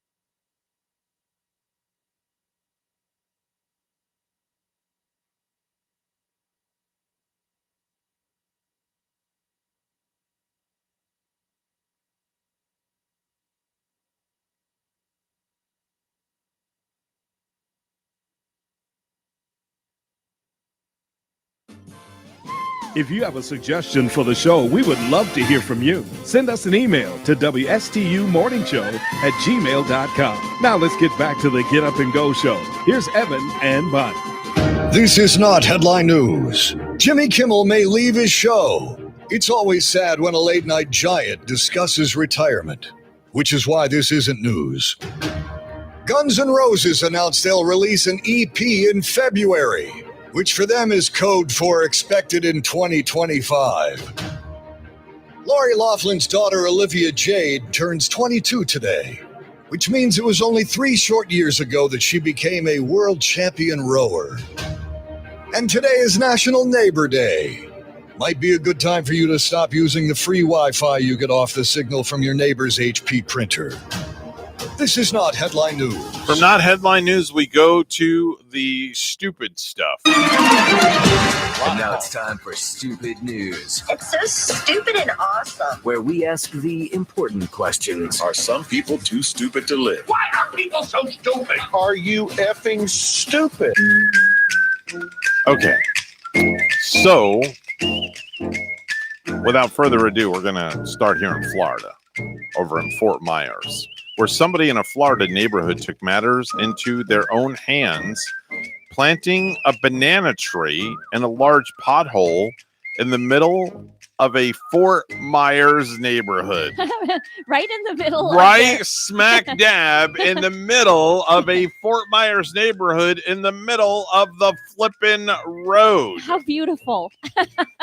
So cars have to like swerve around this banana tree. Yeah. How high Nothing. is a banana tree? I think they're kind of high, aren't they? I don't know. I'm pretty sure with the I don't know. bananas dangling down. Nothing. But I suppose like if you're gotta go around that sort of thing, you can just grab a banana or two on the way. A banana tree. Of all things, a flippin' banana tree in the middle of the road because of the pothole. I want to go to Fort Myers now to see this. But while the tree appears to be a creative answer to the issue, some drivers say the tree is causing more problems because the street is very narrow and it's a challenge to get around it. Officials said the roadway is private, so it's not their issue to resolve. There's no word whether anybody will properly fix the pothole. Now, this is a private road, so it's perfectly legal what they did. What they did on their own road. Somebody owns that road. Yeah. But I wonder how many drivers are using this one. I don't know. If it's getting like a lot of usage. I don't know, but that's pretty interesting. I guess maybe I've got a pothole in front of my house. I wonder what would happen if I go out and plant a tree in it. I don't know if you could do I wonder that. if Public Works would get ticked off at me. I wonder if the city would. I could call the city. You could? And ask them. And get their permission. Yeah. Yeah. Why not, right? Maybe I need a permit. I'll get a permit. Uh-huh. And plant a tree. Like you would a garage sale. Yeah. You can get a banana tree permit. Yeah, I get a banana tree permit. Get it started. What do I have to lose? Let the neighbors partake in banana. I have nothing to lose and everything to gain. You can make banana bread. Then we'll just have a tree in the middle of my street. That'd be pretty funny. Maybe it would attract some monkeys. There you go. From Florida, we go to Phoenix, where police have arrested 25-year-old Lorenzo Malik for allegedly punching his barber in the mouth because he didn't like the haircut. Ooh, man. Didn't like his haircut. Oh, man. The police statement said that Lorenzo was not given his money back, and he proceeded to punch the barber in the mouth an unknown number of times. Now, officers say that Lorenzo also ripped a necklace off the barber's neck. Oh, man, no. And then he ran out of the shop, dropping the chain along the way. Court documents say that Lorenzo hit another car as he pulled out of the parking lot. So this guy was just a complete train wreck. And and when you have a bad hair day, it just makes you go completely nuts. I wonder why he didn't like his haircut. That's what gets me. I mean, did he take a little too much off the top or the sides, or sometimes it might have something to do like with the that? bangs? Like I maybe don't know. the bangs. See, I don't have crooked. that problem. I don't have bangs. Right. I just don't have hair. Can you get a bad haircut, Evan? I can't get a bad haircut. It's not possible. It's impossible. I've been going to the same girl. Her name is Javier. She owns Hidden Gem Salon. Shameless plug. That's right. I've been going there for years, just like you go to the same hairstylist. Where you go? I go to Jurda at Victoria. Ashley. Okay. I like the way she did my hair last time. She takes very good care of you, I'm sure. Yeah. You're very pleased with the haircut that you get. Oh yeah. I go get my haircut when my hair starts like kind of curling up on the sides, because that's all my hair grows is on the sides and the back of my head. And does it get curly? Yeah. I get these little spit curls. Yeah. Now, you've never seen me with long hair. No. Okay, you're about to. It turns curly, huh? No, you're about to. I'm going to show you a picture. Okay. This is going to blow you away. You're going to be like, oh my. 9 with hair. Yes, Evan 9 with, if I showed you my high school picture, yeah, you would be like, no way. You showed me that picture of Denny Artachi the other day. Go ahead, say it. Yeah. Go ahead, say it. That's a lot of hair. And look at the mustache. Yeah, you I have know. more mustache even than hair. Well, it was a lot darker, too. Yeah. Yeah, that's my father in that picture. Again. Oh, that's your dad? That's my pops. Ah, hold on, that's a nice picture of the two of you. Thanks. Yeah. I still have those same chains on. You do? Those chains never come off my neck. Yeah, that's a good picture, Evan. Right? That's from... Uh-huh. That's probably 30 years ago. You have black hair, actually. Yeah, black. I had black hair. Black. I wouldn't have known because, I'm used to seeing your hairstyle now. I'm not, it's gray. Seeing a whole lot of black, but it's gray. It's salt and pepper, but it's more salt than pepper. Oh, but you look young still. Yeah, I try. The gray, but you look young and healthy. I try. I feel good. That's what matters. Let's go to Toronto, where some guy was driving around in a red Cadillac Tuesday evening last week. Now, according to police, the guy was impaired, so either drunk or on drugs. And for some reason, he decided to start doing loops in the parking lot of the police station. Oh, wow. The police station. Okay. He picked a fine place to do it. It was around 1:45 in the morning when the police saw him slowly driving in circles in the parking lot, weaving in between the parked cars and flashing his headlights on and off for some reason. A policeman came out and said, this guy is loopy. And round and round and round. Wow. Now, the officer talked to him and asked him to stop, but the guy refused and kept going round and round and round. I wonder if he was where he was trying to get to. Don't know. In circles. 2 police officers and police cruisers eventually boxed him in and got him to stop the car. They arrested him for impaired driving. How about that one? Yeah. Going in circles. And you know what song I think of? Yeah. Will it go round in circles? Oh, right. Do, do, do, do. Who did that one? Who did that? That's right. I know. I'm wondering. Yeah, it's an earworm for you, right, Bonnie? Oh, I don't come on, look it up. Will it go round in circles? I think it was Billy Preston. Oh, right? yes, I think you're right. 1970 or 71. I think you're right. Oh, yeah, Is it Billy Preston? Look at that head of hair. Oh my gosh. He's got hair like Holy you used to crapskis. have, Evan. Wow. That's an afro of all afros. One full head of I hair. wonder if he sticks an air hose in there to inflate that thing. Wow. I don't know, but that's... I saw somebody working at Universal this weekend. Yeah? That had a hairstyle similar to that. Yeah, no I was like, and that was the real deal. I went up to the guy and I said, is your hair real? I said, can I pull on it? And he goes, no, it's real. Trust me, it is. He had an afro.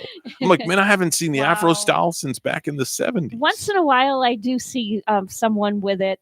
And yeah, it does take me back. It's very throwback, but It it's also is. very stylish. Yes. Oh, yeah. From Canada, we go to Sioux City, where a Sioux City Falls man faces burglary charges after police found him after hours at a bar drinking a beer. Now, police say the 53-year-old man was arrested at about 5:30 in the morning last Friday. The man was charged with first-degree burglary and booked into the Minnehaha County Jail. Minnehaha, huh? Minnehaha County Jail. Oh, where was That's a hell of a name. What state was Minnehaha. this in? That was in Sioux City Falls. Huh. Minnehaha County Jail. Police said an alarm notified them of a possible occupant at the bar. It was a silent alarm that went off. Police say they found the man walking around the bar, drinking a beer inside after the bar had closed and locked up. You don't say. Police were unsure how the man got into the bar, but they said forced entry was not a factor. Apparently, they think that he may have been in the bathroom when they closed up. Oh, wow. And nobody checked the restroom to see if he was in there. Nobody cleaned the toilets that night. Yeah. Huh. I guess not. Yeah. So nobody checked the toilets. So they just locked the door and they went on their own way. And, I guess maybe they have a cleaning crew that comes in later on in the evening. Yes. But they went on their merry way and locked up, and he was still in there doing his business, came out, nobody was around, and he was locked in. He couldn't get out. So he figured, what the hell? I'm just going to have a beer. He had the whole bar to himself. Had the whole bar to himself. Full liquor. Right? Oh. Full liquor. Yeah. Everything. He was having a party. Beautiful South Dakota. I think where this might have been. Sioux City Falls, South Dakota. Almost out like you're out on the prairie. Mm-hmm. Wow. Had a beer. Had a beer or two. Had a couple of shots of tequila. And he was a happy camper. Buffalo outside. Right? Perfect night, I bet. The Buffalo Roam. Boy. The Antelope Play. Yes. Isn't there a song about that? Yeah. Give me a home. Home on the range. That's it. That's the song. Home on the Who did that one? Can you look that one up? Sure. Who did Home on the Range? That's a good one. That one I can't figure out. Who sang Home on the Range? Home on the range. I don't know if I'll find the deer Brewster and the H. antelope Higley play. of Smith County, Kansas, wrote the lyrics. Really? As the poem "My Western Home." Is there a in year? 1872 or 1873. Wow. That song is that old? That's an old one. Oh my. Yeah. Oh my. We were Okay. mentioning bananas before. Yeah. And my grandpa Frank used to sing that around the house. Really? Oh, yes, we have no bananas. Okay. We have no bananas today. And I think that's like from, he was in like World War One, and he used to sing that all the time when I went to his house. And I think that one is out of like 1921 and 1922 also. Isn't there a pop artist that uses that in a song? Bananas. There is. I hear the song. Yeah. It's in my ear right now. Is it Gwen Stefani? Bananas. Is it Gwen Stefani or is it Lady Gaga? It's one of those two that sing that song that have the song banana, the word bananas in it. Oh. It goes doom, doom, doom, doom, doom. You're doom, right. I think it's Gwen Stefani. Doom, doom, doom. When I brought Holler up- Back. That's it. Yeah. Yes, Holler Back. That's the song. Oh, that was a good Yes, song. good call. Back Good in the call. day. Yep, that was a great tune, and it still is popular. Yeah. Still is popular. Yeah, I enjoy it. 7:44 right now. News time once again. All brought to you by St. Lucie Jewelry and Coin for the best deals in town on precious metals. It's always St. Lucie Jewelry and Coin. Go stop and say hello to Hawk Levy. Bring him a bagel and cream cheese or something. I'm sure he'd like that. I'm sure Hawk Sure he would love it. He would love Yum. that. Anyway, here's Bonnie at the news desk with the headlines. Good morning, Miss Bonnie. Good morning. In Sarasota County, police are scaling back the search for Brian Laundrie. Northport police spokesman Josh Taylor is telling media outlets the FBI is taking the lead in the hunt for Gabby Petito's fiancé, adding the search will be targeted based on intelligence. Dozens of officers have been scouring the 25,000-acre Carlton Reserve for Laundrie after Petito turned up missing and was eventually found. Laundrie is a person of interest in Petito's disappearance. I'm Rick Hochul. Brian Laundrie's parents deny helping their son escape. The lawyer for the Northport couple says they don't know where their son is and they hope the FBI can locate him. Laundrie is a person of interest in the death of his fiancée, Gabby Petito. A person of interest in the disappearance of Mia Marcano, a 19-year-old Orange County woman, is dead of an apparent suicide. Sheriff John Mina says 27-year-old Armando Caballero was found dead yesterday.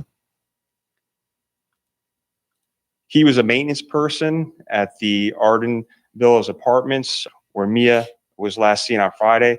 Mia lives and works at the apartment complex. And so he had demonstrated a romantic interest in Mia. This was repeatedly rebuffed by Mia. Investigators believe Caballero used a maintenance key to enter Mia's apartment minutes before she vanished. There's good news in Florida's fight against coronavirus. The state reported a 29% drop in cases last week, and hundreds of students, teachers, and other school employees across the Treasure Coast already have tested positive for the coronavirus since the school year began more than a month ago. But reports in recent weeks show the numbers across the region are declining. In August, more than 1,100 students in River, Martin, and St. Lucie County schools tested positive, records show. By Monday, that number had increased to 3,137 students combined since the first day of school. Indian River and St. Lucie County schools' first day was August 10. In Martin County, it was August 11.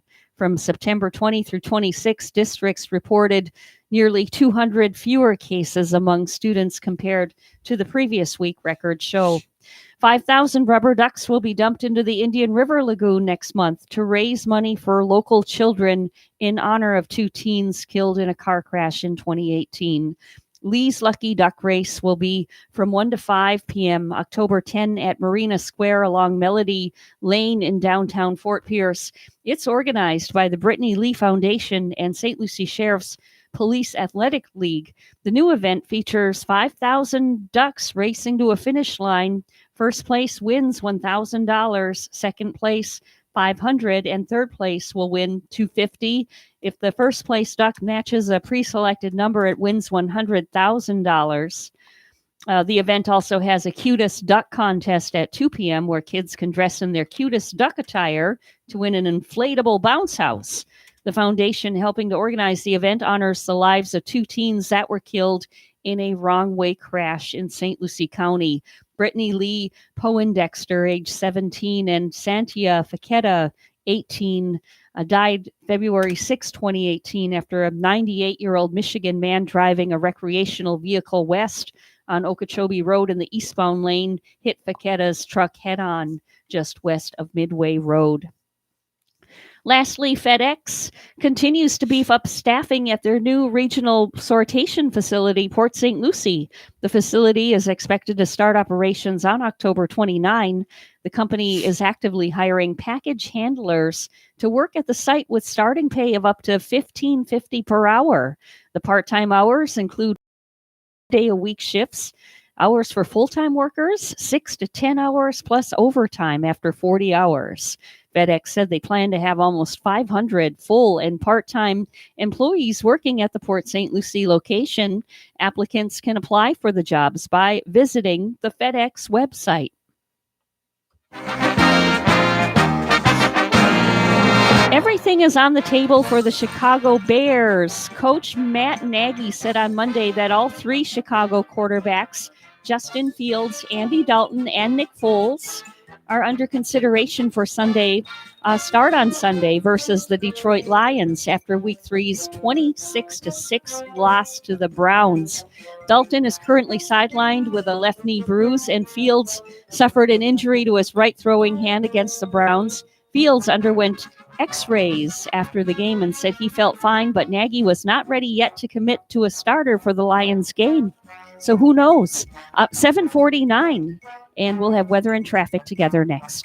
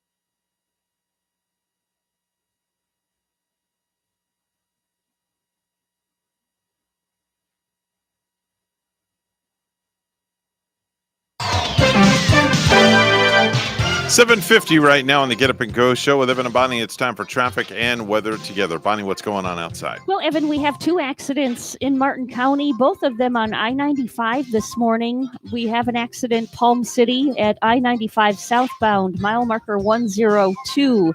And there's also an accident in Hope Sound, this one at I-95 northbound, right around Bridge Road area, mile marker 97, this one northbound. There's not any roadblock from either of the accidents. But if you see something, say something, give us a call at 220-9788, 220-WSTU. It's 70 in Palm City this morning, and in Shibuya, Japan, it's 72. Here's our weather at WPTV. Your WPTV First Alert forecast. Pleasant morning in South Florida with temperatures running in the upper 60s to low 70s to start off the day. This afternoon, a little bit more comfortable with less humidity, plenty of sunshine with highs in the upper 80s and low rain chances. Tomorrow through the middle of the work week, more of the same with lots of sunshine, less humidity, and low rain chances, highs in the upper 80s. By the end of the work week into the weekend, a trough scoops south and moisture increases slightly. Still relatively low rain chances through the weekend, but going up slightly with highs in the upper 80s. I'm WPTV First Alert Meteorologist Katya Hall on WSTU AM 1450, Martin County's Heritage Station.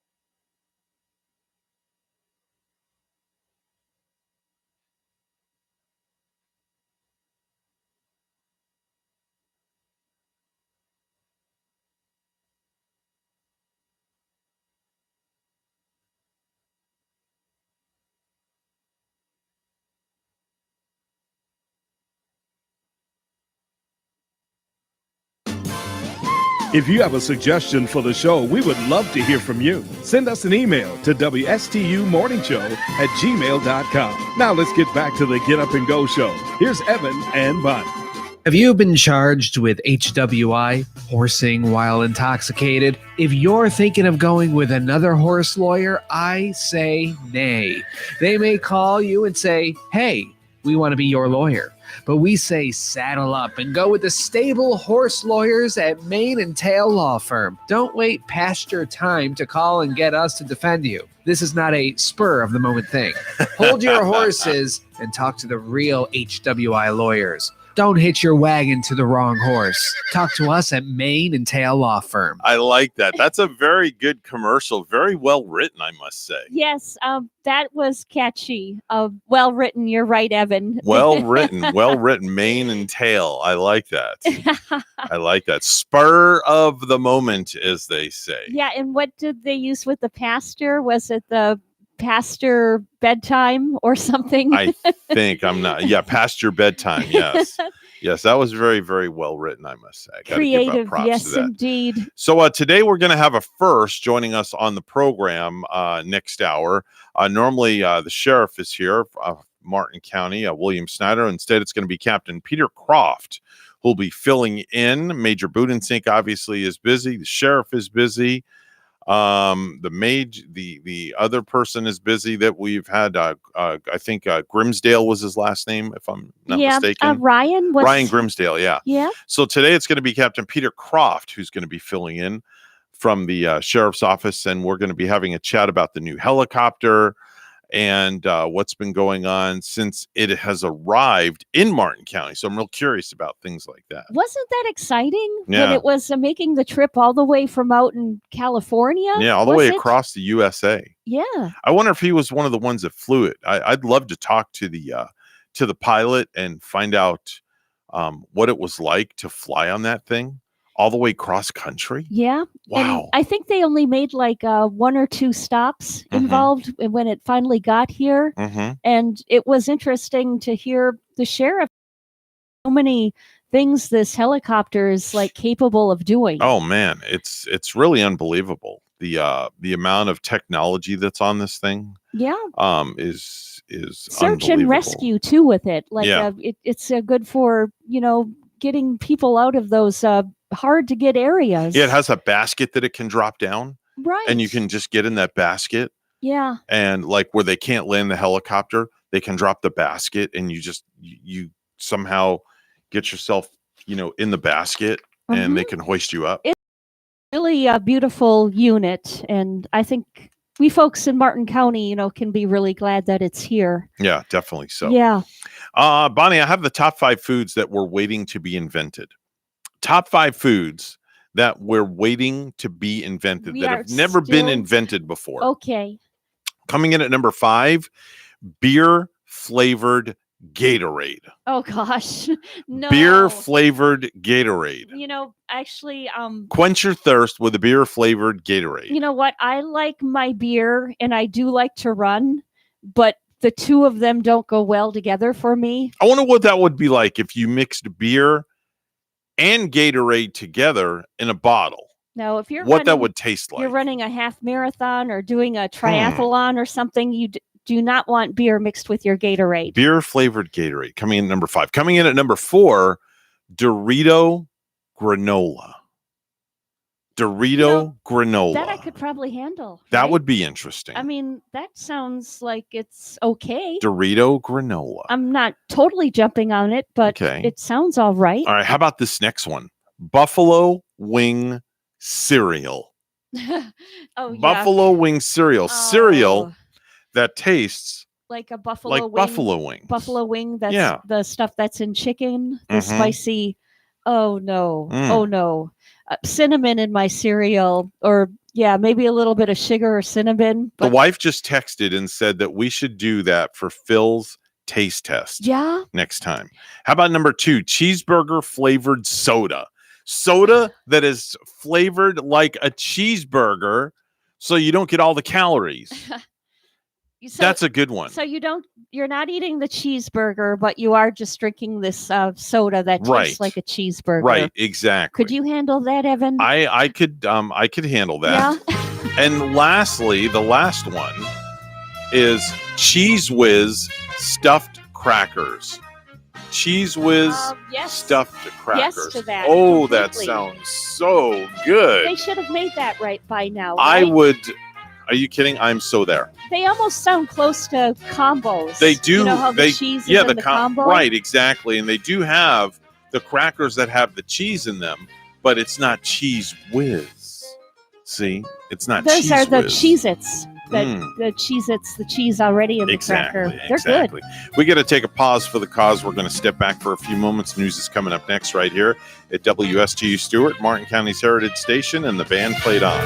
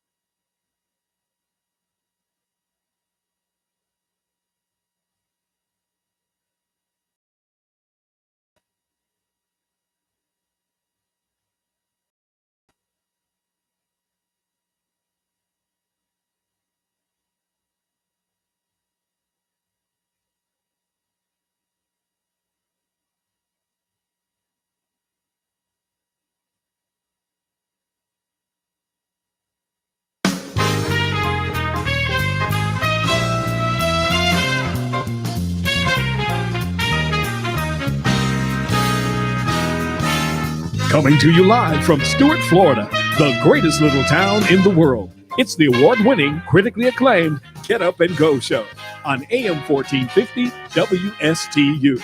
You're invited to call the show anytime at 772-220-9788. And now, broadcasting live from their palatial studios, here are your hosts, Evan and Bonnie. Thank you very much, Mr. Announcer. It is September 28, 2021, which means it's Tuesday. Get the show on the road. All right, we'll get the show on the road. What is this? This is the Get Up and Go show. Intensive good radio's preparation. That's right. It takes a lot of preparation to do this show, so don't jump on us, okay?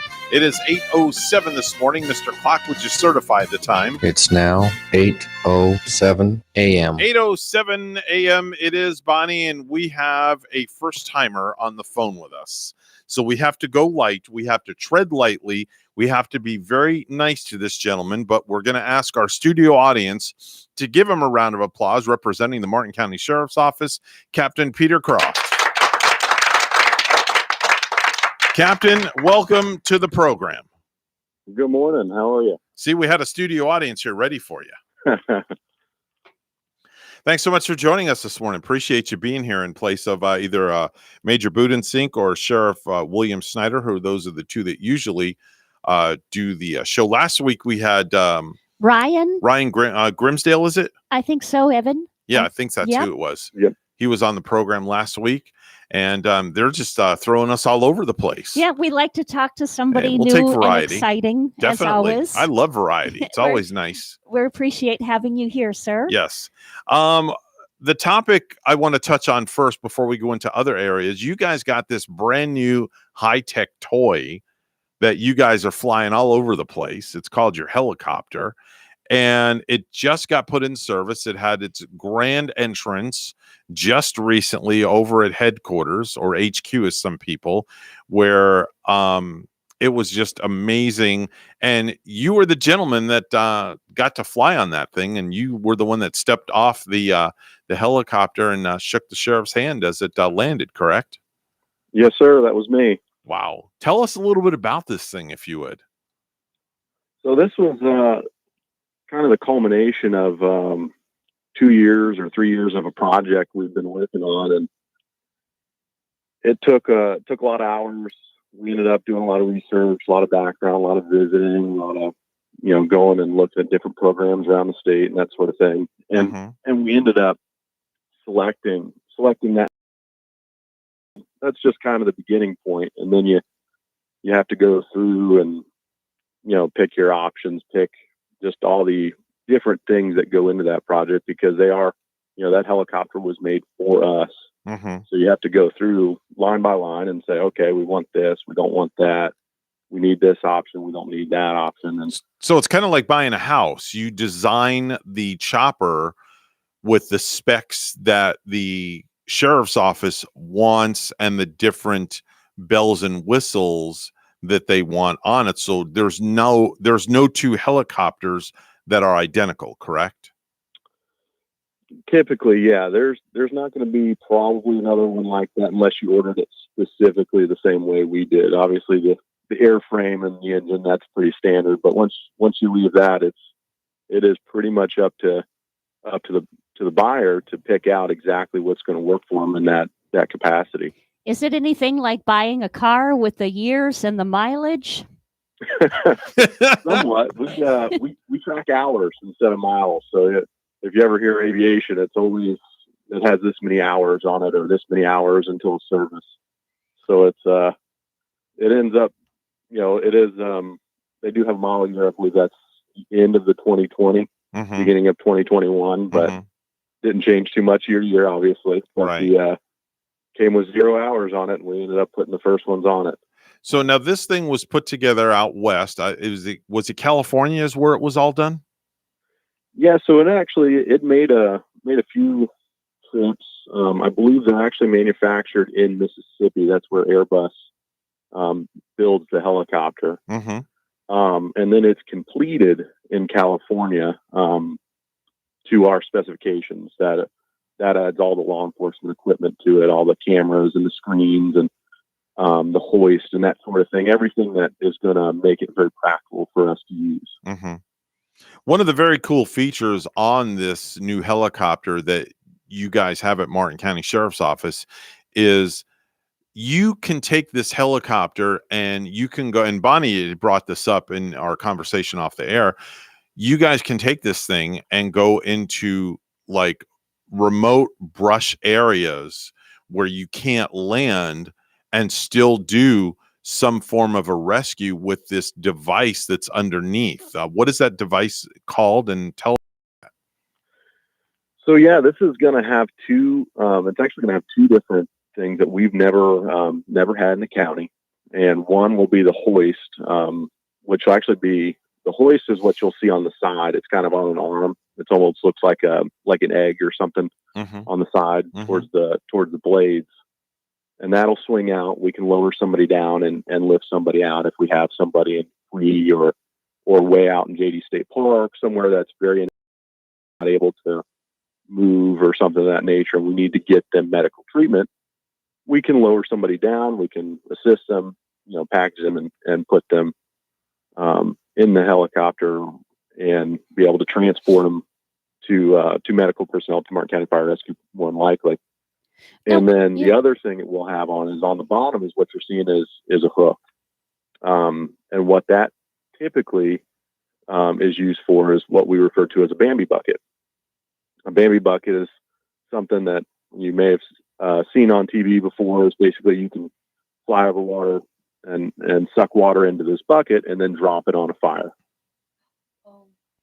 So you can like put out fires with this too. Yeah, remote brush fires. Wow. Right. Yeah. So it has a lot of capabilities, and we're very lucky with equipment like that, especially in the area we live. There's ponds and lakes. I mean, they're everywhere. So you can go down. Hey, we need to drop a little bit of water over here or over there to help out with the fire department.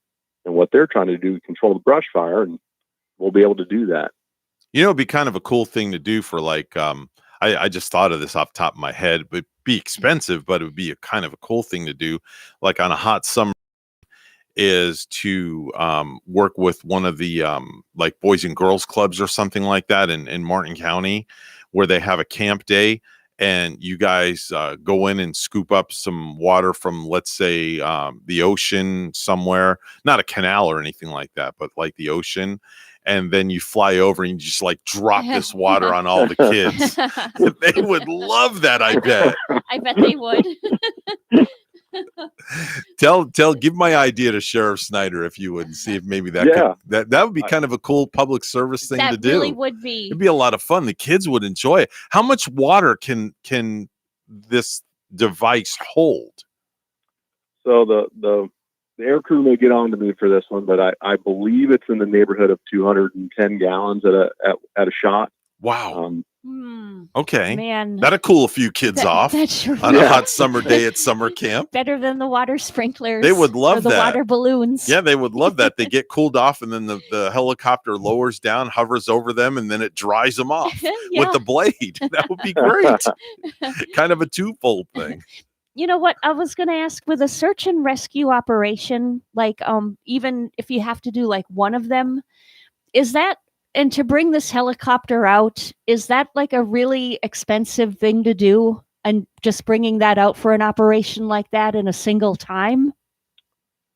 Not necessarily. And so that was a big part of selecting the right helicopter for the county. Is there's many helicopters that are much bigger, probably much more capable in some arenas. But we needed to pick one that we could basically bring out for all those events. And so I wouldn't say it's very expensive, especially when you compare it to other aviation units or something like that. This is something we expect to fly every night.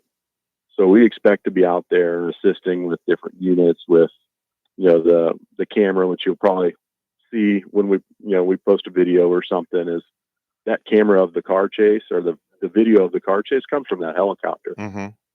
And right now it comes from both helicopters, obviously the older ones and the new ones. So this aircraft is being used literally daily. It's being utilized. There's not a day that doesn't go by that it doesn't go up in the air. Correct. So now we are still, we're basically splitting our hours every year. between two of the older one. So we're using the two older helicopters as one half, and then the new one as the other half. Mm-hmm. And they're, the air crews don't necessarily love to go back in the old ones, but they are still. We still have a lot of time on the parts and that sort of thing. So we need to make sure we get every bit of use out of them before they are basically cycled out. What happens when a helicopter is retired, when it's taken out of service? What happens to it? Does it go to, let's say, I know there's a place that for retired aircraft. It goes to a retirement home for helicopters. Yeah. Yeah, they put it in a wheelchair. No, I know there's a place where they send the retire aircrafts that go to. It's huge. I've seen photos of it. Yeah. It's amazing. So is there a place that they take retired helicopters that were from law enforcement to? That I don't know. So I think the sheriff alluded to a little bit was it really depends on who owns the aircraft, and what it comes down to is the two older ones, the former military ones, is we don't own them. So after we're done with them, we let the program know it's a federal program. We say, hey, I think we can, and we are ready to return them. Wow. And then sometimes they get parted out. Sometimes they, I've heard all sorts of stories of what could happen to them, but they could end up in a junkyard or off to another agency, depending on, who wants to take care of them and who has the parts for them. Wow, that's amazing. What are some of the high-tech tools that are on the new chopper that you guys got? If you could tell us a little bit in our final minute or two. Yeah, really, the camera is the lifeblood of that helicopter. I mean, that's what it's going to be used for.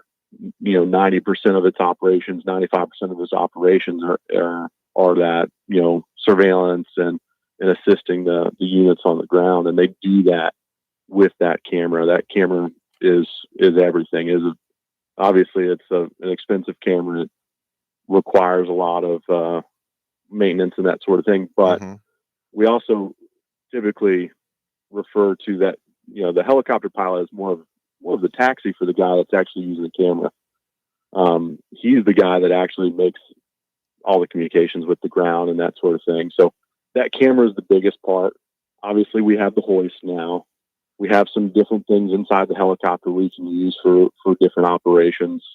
I'd be remiss if I didn't include that the air units or the air crews now have air conditioning. They're big on that. I was going to ask you that if there's AC in those things.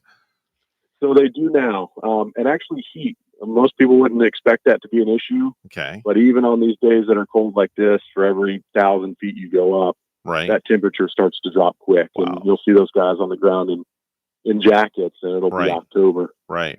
What's the max height that the helicopter can go up? I know planes can go like 35,000 feet. What's the max height that a chopper can go up? So that height for that helicopter, in fact, that model of helicopter holds, I believe, the record for that, the Airbus H125. But what we're limited by mostly is oxygen. So that, I believe, and I'm sure I'll get this wrong, but about 12,500 is where you start to need oxygen to actually breathe normally. The helicopter will exceed that, but we're not set up to go higher. So you can go more than 2 miles up if need be. Correct. And that camera can shoot as if you were standing next to it. That's ridiculous. 2 miles up in a chopper? Very cool, though. Very good technology. That's amazing.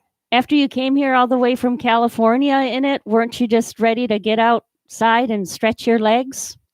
Well, those guys flew from California. They were nice enough to stop and pick me up, so I didn't have to. Have to make the picked up on the way. Yeah, they picked up a passenger. I see. He was over at Mulligan's having lunch.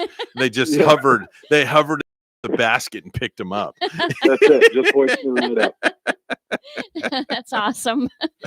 Our special guest this morning is Captain Peter Croft with the Martin County Sheriff's Office, giving us some new insight on the new chopper, their new toy, their high-tech toy that they have that's going to improve all their investigations and different things that they do with that. And we enjoyed having Peter on the program this morning.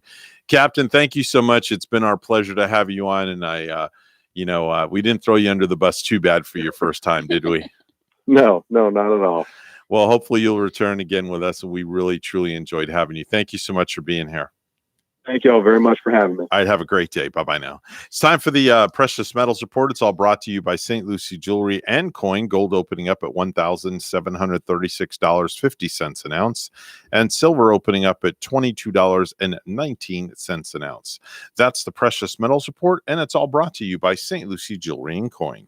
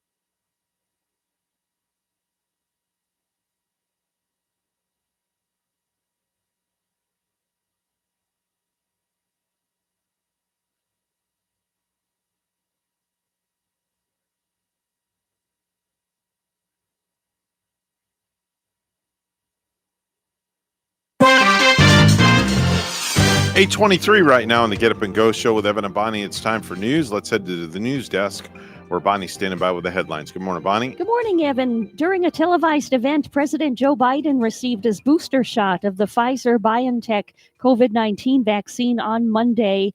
Like I did my first and second COVID-19 vaccination booster shot, I'm about to get my booster shot and do it publicly, Biden said on Monday. That's because the FDA and the CDC looked at all the data, completed their review, and determined that boosters for the Pfizer vaccines are safe and effective. Some 60 million Americans fall under the categories approved for the Pfizer vaccine. For those who received the Moderna or Johnson & Johnson vaccines, scientists are evaluating data to determine whether additional shots are needed. In Sarasota County, police are scaling back the search for Brian Laundrie.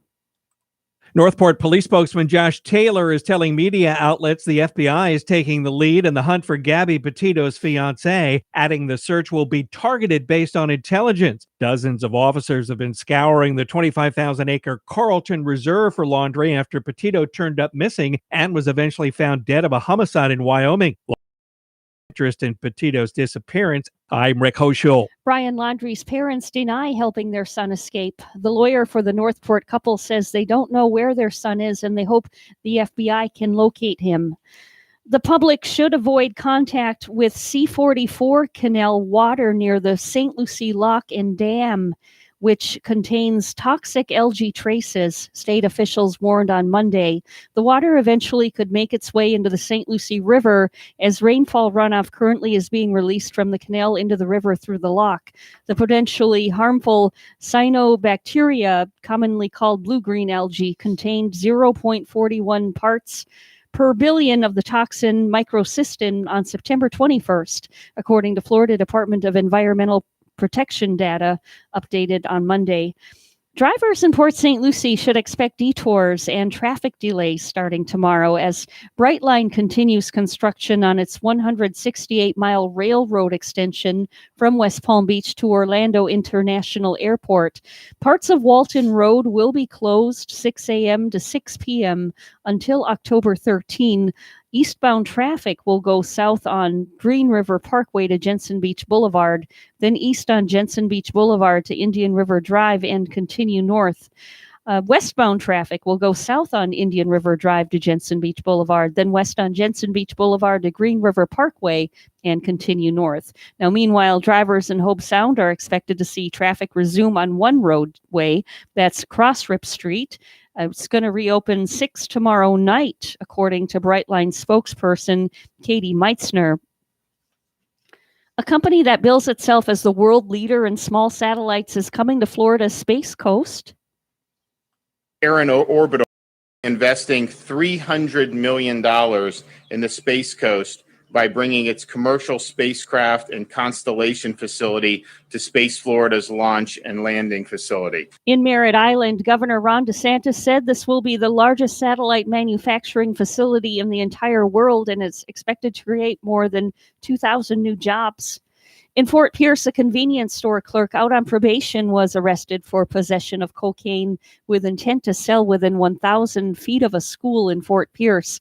Detectives with the St. Lucie County Sheriff's Office conducted multiple undercover drug buys from Abjabur Mahmood, age 31, and gained enough evidence to arrest him Friday. Mahmood is a clerk at the Myers White City Food Mart in the 5300 block of Oleander Avenue, Fort Pierce. This store is within 1,000 feet of Florida State Christian Academy. He was found with more than 91 grams of cocaine packaged to sell in 1-ounce bags. He was also found to be in possession of more than 2 grams of OxyContin. Mahmood was booked into the St. Lucie County Jail on the drug charges, in addition to violation of probation from a prior arrest.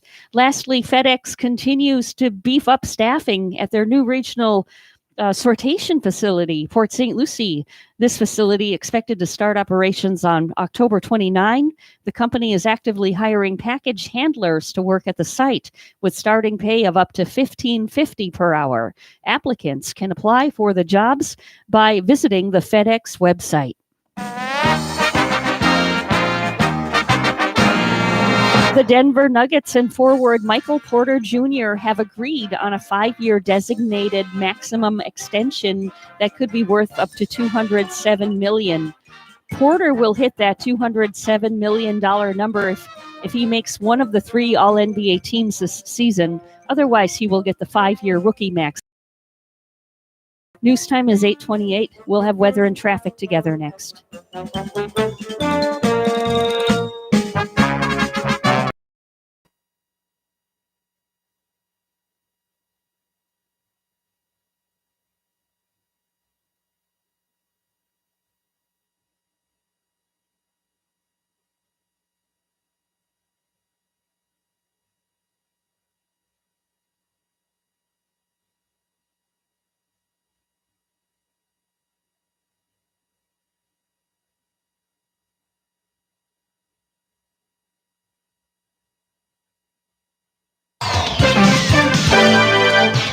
Eight 29 right now on the Get Up and Go show with Evan and Bonnie. It's time for traffic and weather together. Bonnie, what's going on? Well, we were looking at 2 accidents on I-95. Actually, now we're only seeing one accident out there on I-95. This is southbound in Stewart at mile marker 101 at Canner Highway. I-95 southbound, mile marker 101. No roadblock from that accident.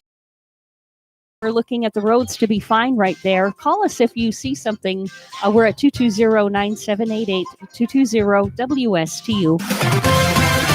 It's 71 in Stewart this morning, and in Bluefield, West Virginia, it's 54. Here's our weather at WPTV. Your WPTV First Alert forecast calls for a pleasant morning in South Florida with running in the upper 60s to low 70s to start off the day. This afternoon, a little bit more comfortable with less humidity, plenty of sunshine with highs in the upper 80s and low rain chances.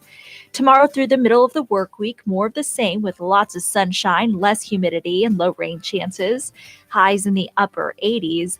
By the end of the work week into the weekend, a trough scoops south and moisture increases slightly. Still relatively low rain chances through the weekend, but going up slightly with highs in the upper 80s. I'm WPTV First Alert Meteorologist Katya Hall on WSTU AM 1450, Martin County's Heritage Station.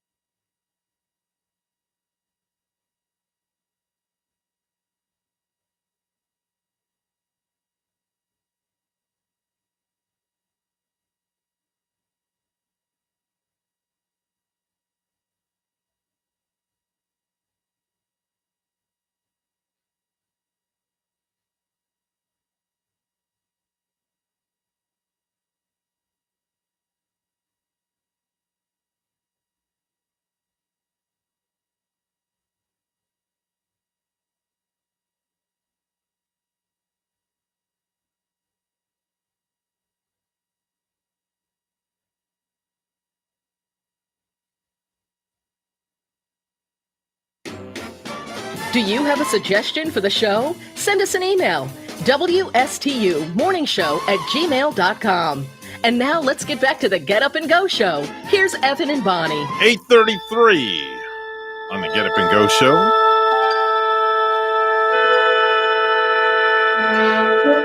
And without further ado, ladies and gentlemen, space cadets alike, we go to outer space where Randy Siegel is standing by with the Space Report. Good morning, Randy. Good morning to you, sir. Well, just like you said about getting up and going, that's exactly what's happening on the International Space Station as we speak.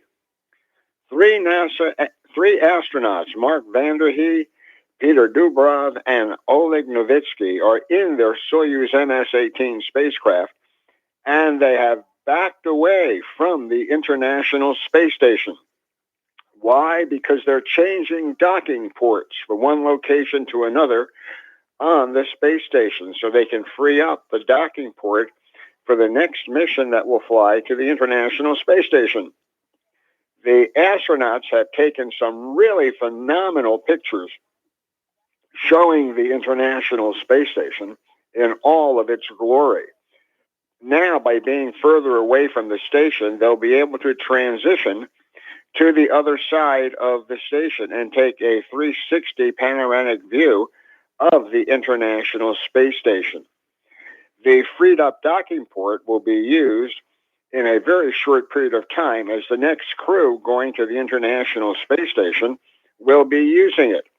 It also puts the space station in the correct orbital phase for Thursday morning when the Cargo Dragon spacecraft leaves the Harmony module at 9:08 and then returns to Earth a few hours later off the coast of Florida.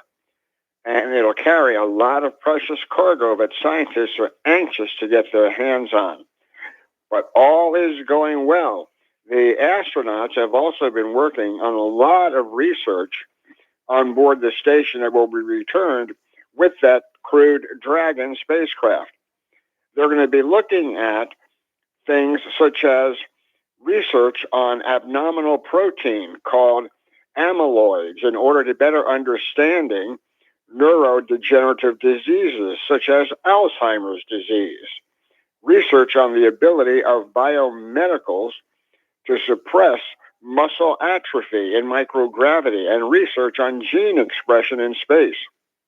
So a lot is going on the station as we speak. Yesterday, right on time at 2:12 p.m. in the afternoon, from Vandenberg Air Force Base, NASA launched its Atlas V rocket, placing into orbit a Landsat satellite. Landsat 9 will look down on Earth, giving us a lot of information on what's going on down here.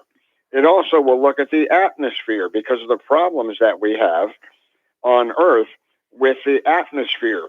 And we have to be sure that we'll be clean and be able to breathe for many, many decades to come.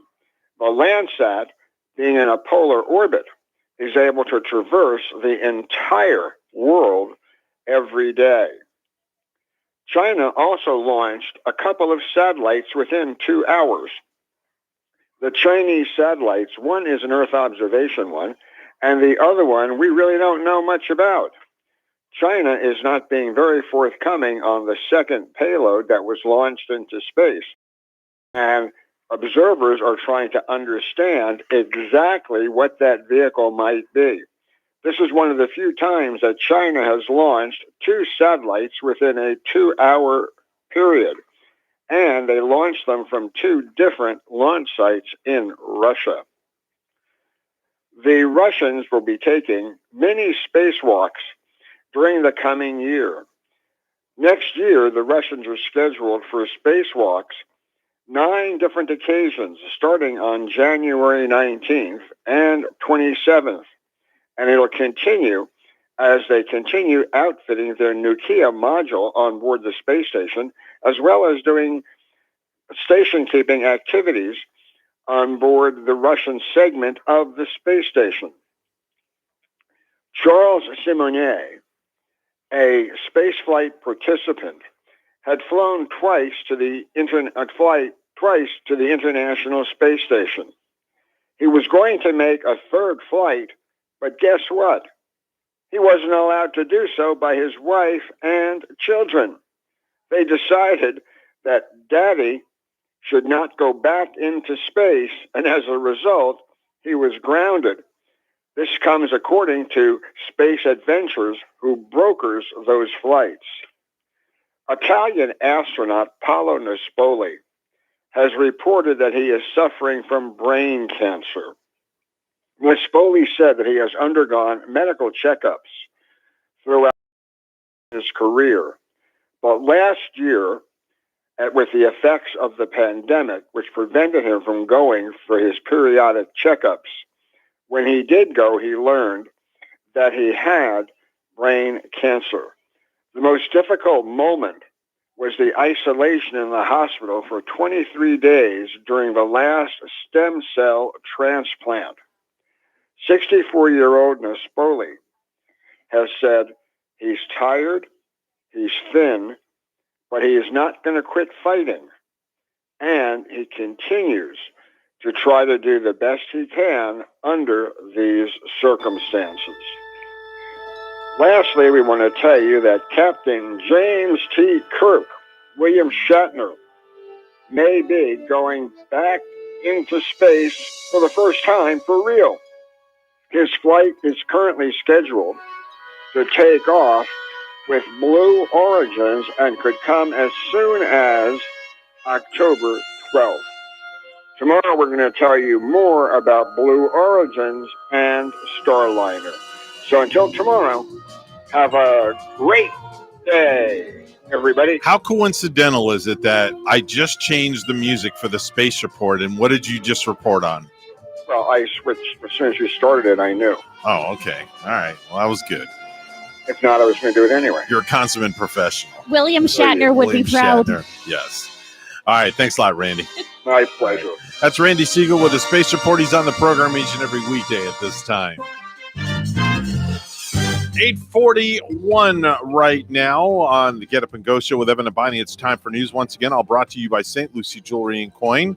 For the best deals in town, it's always St. Lucie Jewelry and Coin. Here's Bonnie with the headlines. Good morning, Bonnie. Good morning, Evan. In Stewart, the public should avoid contact with C-44 canal water near the St. Lucie Lock and Dam, which contains toxic algae traces. State officials warned Monday the water eventually could make its way into the St. Lucie River as rainfall runoff currently is being released from the canal into the river through the lock. The potentially harmful cyanobacteria, commonly called blue-green algae, contained 0.41 parts per billion of the toxin microcystin on September 21st, according to Florida Department of Environmental Protection data updated Monday. North Korea fired a short-range missile into the sea early Tuesday, South Korean military officials said.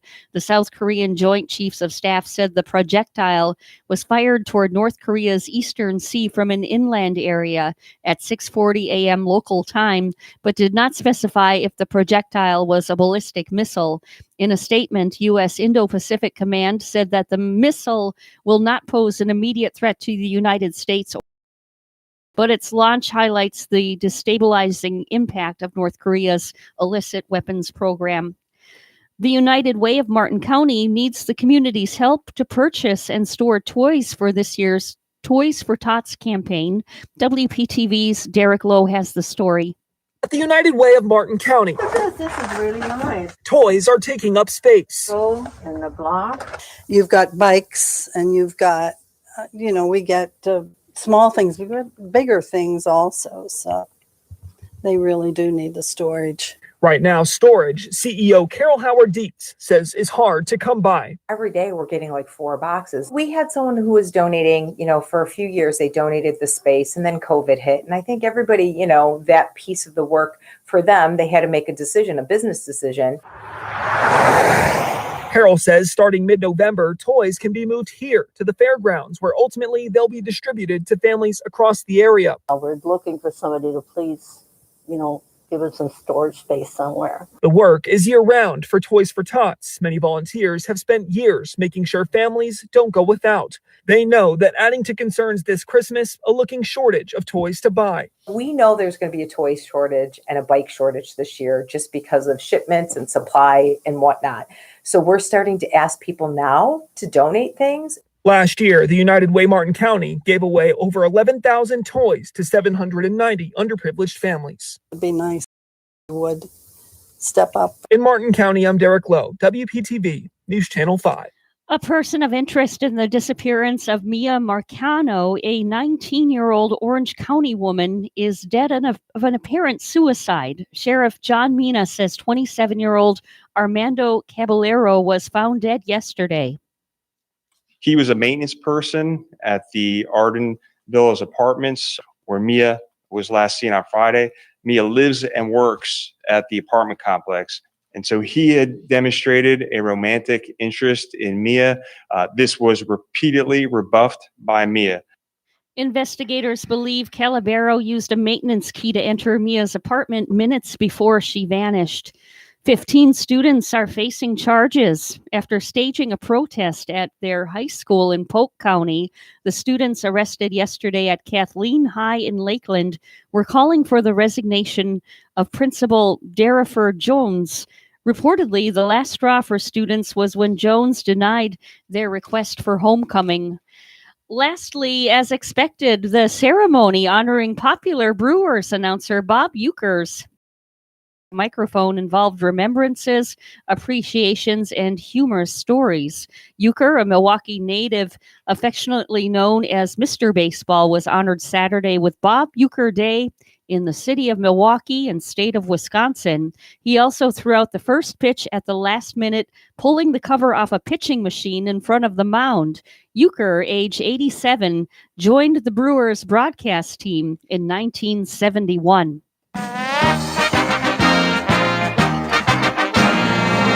Tampa Bay Buccaneers quarterback Tom Brady acknowledged Monday that he will feel different kinds of emotions when he returns to Gillette Stadium this weekend for the first time since leaving New England, where he said he enjoyed some of the greatest experiences of my life. Brady's Bucks visit the Patriots, with whom he spent 20 seasons and won 6 Super Bowls on Sunday, with that game time starting at 8:20 p.m. The Bucks were beaten by the LA Rams 34-24 on Sunday. In last night's NFL, the Cowboys beat Philly, the Cowboys winning their home opener 41-21. Our news time is 8:46, and we'll have weather and traffic together next.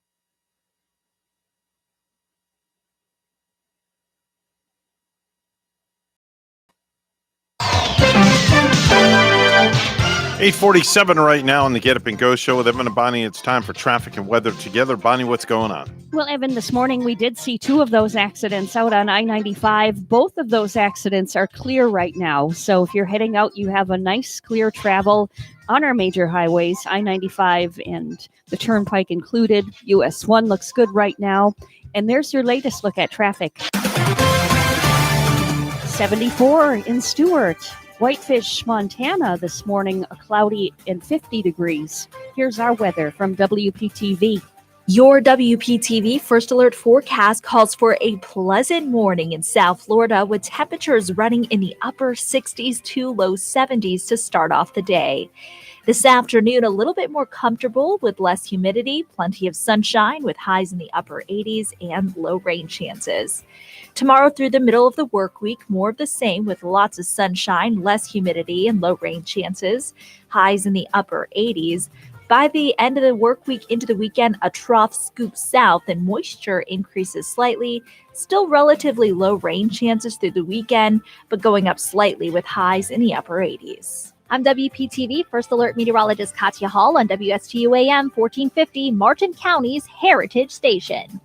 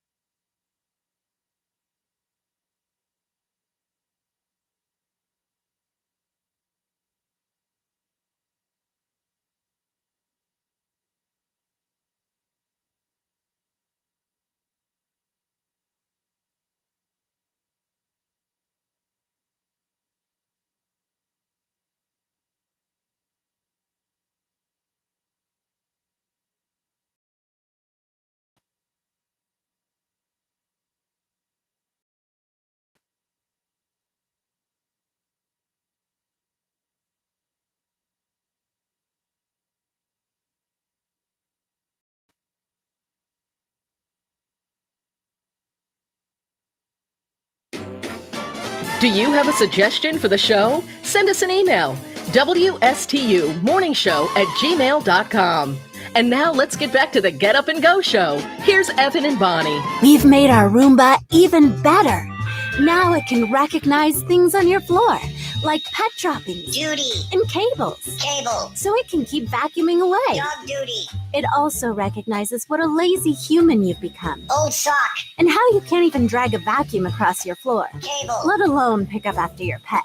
Dog duty that looks like cable. So get the new Roomba. Baby Ruth. Because just like a Roomba, you suck. Duty. You ever seen one of those Roombas in action? No, not in real life. I haven't. They're pretty funny. My daughter has one. She showed me how it works at her home, and I'm like, there's just no way. It's the darndest thing, because you can program this thing to go in certain places of your house. It maps out your whole house. Like a little GPS on it? Yeah, it's crazy. That's cool. Yeah, it's really crazy. Does it go into corners? Does it get Everything. the little dusting corners and stuff? Everything. And, they look pretty cool. I always thought one was kind of pricey, but it would be convenient. They're pretty pricey, I will tell you that much. Yeah. So as we talked about earlier this morning, from the pages of Cosmo, one of my favorite office reading materials that I enjoy. And it comes as a surprise that you, a man of your stature, I love reading Cosmo reads magazine. it. I so enjoy reading Cosmopolitan. What happens if your marriage ends up on the rocks? Now, for many women, it's not as much of a problem as you might think it is, Bonnie. Half of women apparently have what's called a backup husband waiting in the wings, according to a survey of 1,000 British women by the online market research company OnePoll.com.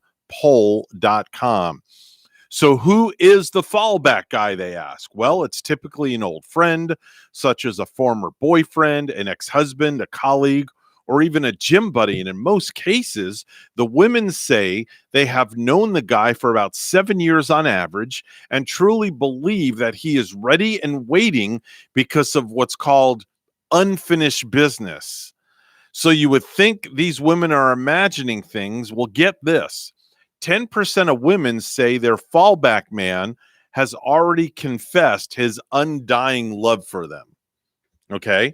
20% of women say they are confident that the fallback guy would drop everything for her if she asked him to do that.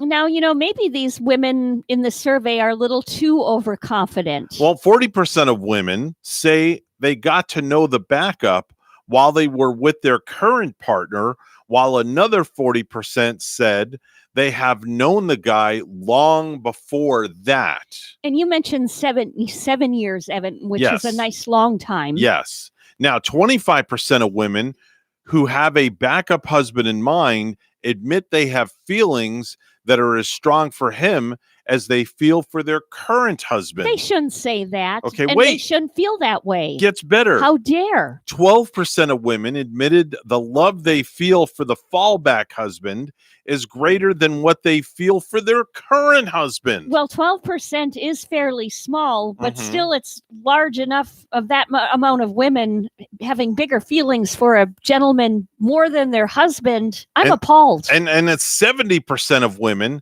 who have a fallback husband say they are in current contact with that fallback husband. Is that what that one TV show was about? Do you remember The Fall Guy? No. The Fall Guy. No, definitely wasn't that. Was it about that? I don't think so. I think there was Lee Majors in that or something. I don't sort know. Of thing. I couldn't tell you, but man. Wow, a fallback. I know for sure I don't have a fallback wife. Nobody would want me, number one. That's not true now, you see. You and I'm not trying to make Rachel jealous, but no, I'm sure a lot of ladies would find you desirable. Well, I don't know. I beg to differ on that. I'm just a plain Jane kind of a guy. I'm just what they call a common man. Okay. I'm a common You're a man. Modest man. I'm very modest. Being modest I am. too. I'm Yes. very, very modest. That's just me. But it's good to know that you don't have a fallback lady. No, I don't have a fallback lady, especially on my 22nd wedding anniversary, being together with Rachel for 24 years. That's like an eternity. That's a lifetime. I can't believe I existed that long. That's a long number of years. Yes. Wow. I know most of those Hollywood marriages, they do not last, but yours did. I don't know what I was thinking. Wow. Man, that's a long time. We're so glad you made it. Yeah. This long. I have the top 5 signs that you shop way too much on Amazon. So if you shop on Amazon, this list is dedicated to you. I don't think I shop enough on Amazon. Okay, I should do it more. There you go. Well, the top 5 signs that you shop way too much on Amazon. Coming in at number 5, Amazon has now officially dedicated an entire delivery truck to your house. All right. Now It's got your name on it, that's what and I'm it's talking about. dedicated to you. That's what we want. Right? Yeah. Exactly. Just in time for Christmas, Yes. right? Yay. They put your name on the damn truck. Coming in at number 4, you're being honored for your 10,000th purchase just this year. And honored with a nice $20 gift card, maybe, or Yeah. a bonus. Exactly. Coming in at number 3, when it's been more than 5 minutes since you last ordered, they call police and ask them to do a welfare check on you. What's going on with them? That person Coming in over at number 2, you never get a welcome back message because you never leave. And coming in at number 1, Jeff Bezos is going to knight you. All right. Good morning. You're on the radio. I have Jeff Bezos over my house just to stay the night sometimes. Do you really? Oh, good Lord. I spend so much money on Amazon. Actually, I thought it shut was down Veronique that Amazon did once. that. I thought Veronique shut down spent. Amazon one time. Well, you what? Yes. You shut it down one time. Wow. Yeah. You shut it down? Back in the day when they used to just do books, when they first started. The books? I actually went on the website, and it was when I was working at the hotel. And we didn't know it at the time, but the computer in our office had a virus. Right. And the virus got uploaded to Amazon website back then. You shut down Amazon because you had a virus? Yeah, and we didn't know it though. Oh my gosh. Yeah. If you're law enforcement and you're listening 18 years ago. If you're law enforcement and you're listening to this program, give me a call 220-978. I'll give you Phil's address. Oh, great! Thank you for throwing me on the Well, phone. you know what do they have? 1-800-475-TIPS. That's the number to call. Yeah. Anyway, that's a wrap for us. We're out of here, folks. Phil, thanks for calling, by the way. No problem. Have a great day. Remember, if you have good values on the inside, you won't look for validation on the outside. You can order something from Amazon today or just shop locally. That's always good, too. That's it. Just buy from the local guy. Don't go to the big box store, okay? Folks, God bless each and every one of you. Make it a great day, and we'll see you back here in 21 hours on WSTU Stewart, Martin County's Heritage Station.